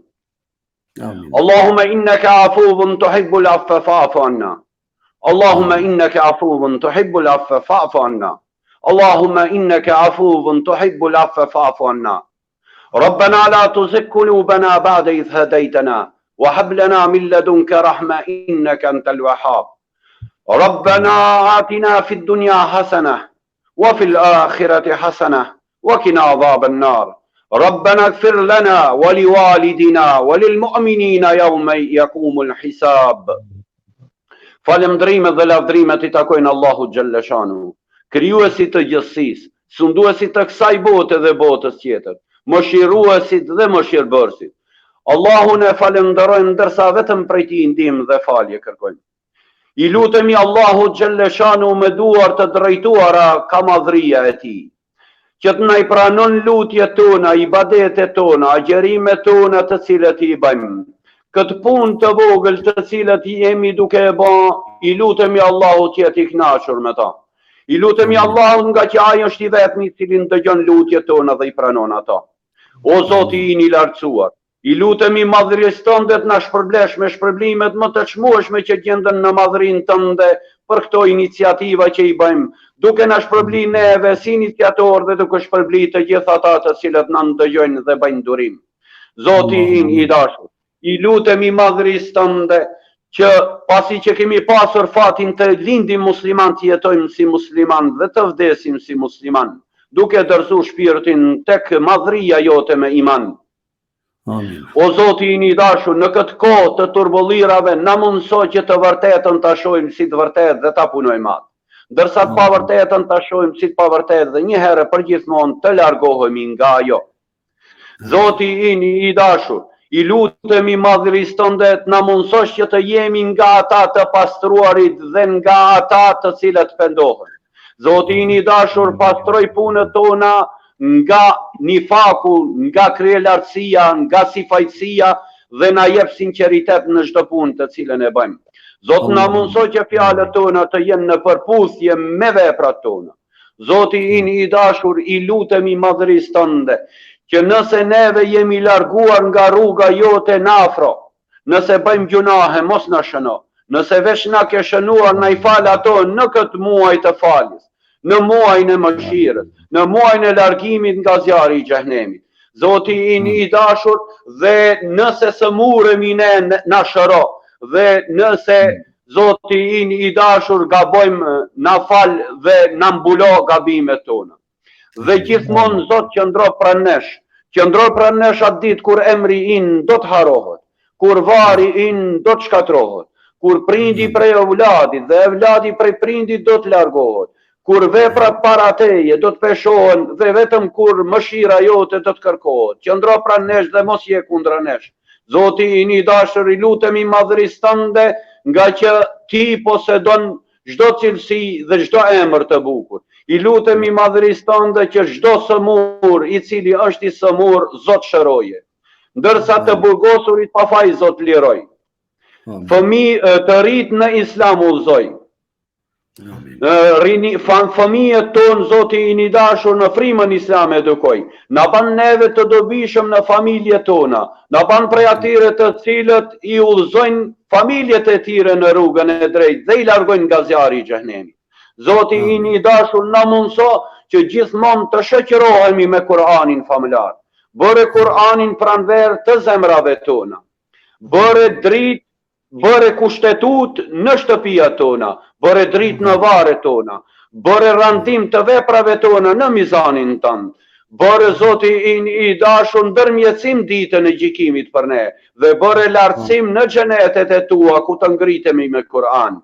Zoti i dashur, i lutemi madhërisë tënde në këtë botë na japish të mira, në botën tjetër të na japish të mira dhe të na mbrosh nga zjarri i xhenemit. Zoti i dashur, mos na i lakos zemrat pasi na udhëzove, nga që ti ai i cili e mban premtimin. Zoti i dashur, i lutemi madhërisë tënde që të na i falish gjunat nga se ti e falës, e don faljen, na fal të gjithë neve. Zot ti e falës, e don faljen, na fal të gjithë neve. Zot ti e falës, e don faljen, na fal të gjithë neve. Zoti i dashur, ndihmoje islamin dhe muslimanët kudo që janë. Zot ndihmoje islamin dhe muslimanët kudo që janë. Zot ndihmoje dhe forcoje islamin kudo që janë.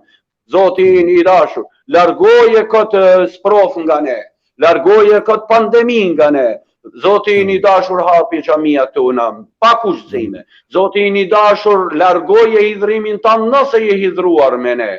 Zoti i dashur, na boru i kënaqur me ne dhe ne jemi gjithsesi të kënaqur me ti, me madhrin tënde. Zoti i dashur, na mundësot përfitojmë nga urësitë e kësaj gjendje. Zoti i dashur, bëre mirësi këtë gjendje. Zoti i dashur, na mundësot që jetët tona të cilët i kemi kaluar të jenë në harez dhe e ardhmjet e jonë të jetë ma e mirë sa atë të cilin e kemi lënë pas. Zoti i dashur, na mundësoj në ditën e gjykimit, ditën e vështirë, kjo të cilën sot jemi të buar, të jetë dëshmitare ditën e gjykimit që kemi bën një punë për hir të madhërisë sante, dhe të jemi në hijen e arshit tant atë ditë, kur nuk ka hije tjetër përveç hijes së arshit tant. Zoti i dashur, na mundëso që kur të na peshohen veprat tona në mizanin ku do ta vendosësh ti me drejtësi, na ban llogaritë të lehtë dhe të drejtë, dhe na mundëso që veprat tona na peshojnë marran të mira se ato të këqija. Na vije fletorja libri i të mirave tona nga e djathta jonë, dhe të krenohemi me librat tanë kur të themi hau mu kreu kitabje, lexonja librin tim, e mos të dëshpërohemi dhe mos na vinë nga e majta jonë dhe të dëshpërohemi e themi çka qenë ka ki libër në të qenë ka shënu gjithçka, e asë si Zot na mbroj mos na vinë pa shpinë të themi ah ma mirë të ishim dhe se sa të ishim në këtë pozitë. Zoti i dashur, na mundëso që të kalojmë urën i siratit si rufeja, të takojmë Muhammed Mustafan dhe të arim shefatin e tij. Zoti i dashur, na mundëso të him në xhenetet e tua me mëshirën tënde dhe ta shohim bukurinë tënde ya Rabbel Alamin.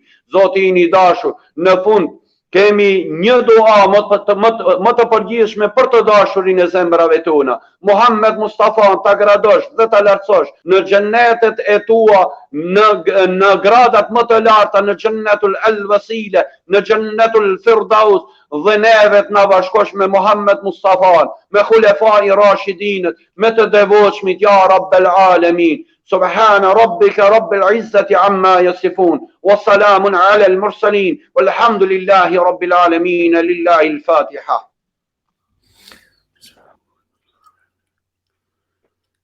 Allah i na pranoft inshallah ya Rabbel Alamin, Allahu qoftë i kënaqur me punët tona, me veprat tona, Allahu na baf sinqert në veprat dhe në punët tona. Të ndershëm vëllezër, o gjendëruar Lazi, Allah të shtoft dituri, Allah qoftë i kënaqur me ty, me ne dhe me gjithë muslimanët anë mban botës ya Rabbi. Allahumma amin. Pra të ndershëm vëllezër, fati që jemi në fund me paralajmërimin që e bëjmë për nesër, unë e deshta për fund ta falenderoj me falënderime të shumta që burojnë nga zemra Hoxhën tonë të nderuar, Hoxhë Eduard Thartorin, i cili ka gjetë kohë dhe ka qenë për plot 2 orë 38 minuta në mesin tonë. Allahu të gradoft Hoxhë nderuar me xhennetul firdaus. Allahu që lëshanu të bekoft në familje dhe dash të mira, dhe shpresojmë që kjo nuk është hera e parë dhe e fundit që keni ardhur dhe që jeni pjesëtar në mesin tonë. Do të kemi raste kur do të përfitojmë nga dia juaj me të cilën Allahu pas ka gradu dhe pas ka ngrit. Allahu shpërbleft inshallah, Allahu nderoft me shpërblimet më të çmueshme që gjenden në madhrinë e tij. Amin. Allahumma amin, Allah të përmjet të ty për këta fjalë bujare, edhe unë e përshëndes Hoxhën në emrin tim personal dhe në emër të stafit të misionit tonë. Allahu begatoft, Allahu e gradoft me gradat më të larta të xhenetit. Edhe shpresoj që nuk është hera parë, do të ftojmë edhe herave të tjera në misionin tonë sepse na ka kënaqur zemrat me ligjëratat e tij. Allahu të ka begatuar, Allahu ta shtoft diturinë. Unë ju përshëndes.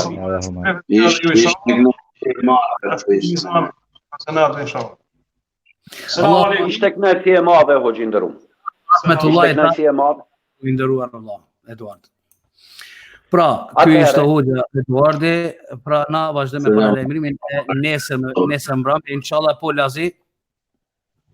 Atëherë, ashtu si që jemi kështu në studio me një pjesë të stafit ton, e përmbyllim programin ton me paralajmërimin për nesër, pra 13/5 e mërkur, misafir do ta kemi Hoxhën e nderuar Sevgani Efendi Hasani nga Nimbergi i Gjermanisë, dhe do të paraqitet këtu pranesh me një temë shumë të mirë, me një temë madhështore, me temën besnikëria në Islam, ajo e cila na intereson të gjithë neve, pra të jemi besnik në Islam dhe të jemi besnik me vëllezërit tonë, me familjet tona, me gjithë shoqërinë tonë. Me kaq vëllezër e përfundojmë duke lutur Allahun xhaleshanu t'ju shpërbleft të gjithë juve të cilët na keni shiqur, të gjithë faqet të cilët na kanë suportuar, na kanë paraqit nëpërmes profilave të tjera, nëpërmes faqeve të tjera, nëpërmes grupeve të tjera. Allahu i shpërbleft dhe i bashkoft në shpërblim së bashku me neve ditën e gjykimit të paraqitemi para Allahut me një punë të hajrit, me një punë të mirë. Assalamu alaikum wa rahmetullahi wa barakatuh nga unë Ila Saliri, studio numër 1, Islami është dritë, Frankenthal, Gjermani, mirë mbetshi deri në takimet e radhës, Allahu ju rujt dhe Allahu ju shpërbleft. Allah të rujtë begatoft ty, Lazi, po një ashtu dhe une në emrin tim dhe në emër të stafit e misionit e përshëndes të gjithë të pranishëm që ishin me ne, që kanë humbur kohë dhe kanë dajtu kohën të ishin pjesëtar të misionit tonë.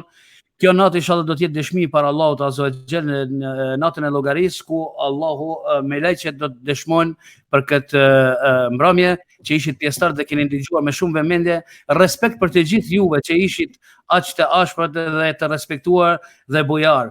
Ju lojnë mbrojtjen Allahut azza wa jall. Allahu qoftë i kënaqur me ju dhe me ne, ju dëshiroj agjerim të lehtë dhe të këndshëm dhe inshallah me ibadetet e pranuara, duat, lutje dhe gjitha çka bani për Allahun, Allahu ju pranon. Ju përshëndes me përshëndetjen e banorëve të xhenetit. Assalamu alaikum wa rahmatullahi taala wa barakatuh. Mujo. Assalamu alaikum edhe nga studio numër 3 nga qyteti i Ohrit, Republikës Maqedonisë së Veriut. Edhe nga unë assalamu alaikum. Shikmi nesër inshallah. Inshallah. Në fund shkojmë me ilahien tonë për mbyllje të shkurt. Kemi fjala për ty.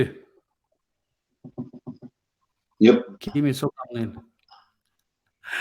Okej, atëra vazhdojmë me këtë ilahi. Assalamu alaikum wa rahmatullahi wa barakatuh. Natën e mirë dhe mirë të qofshim.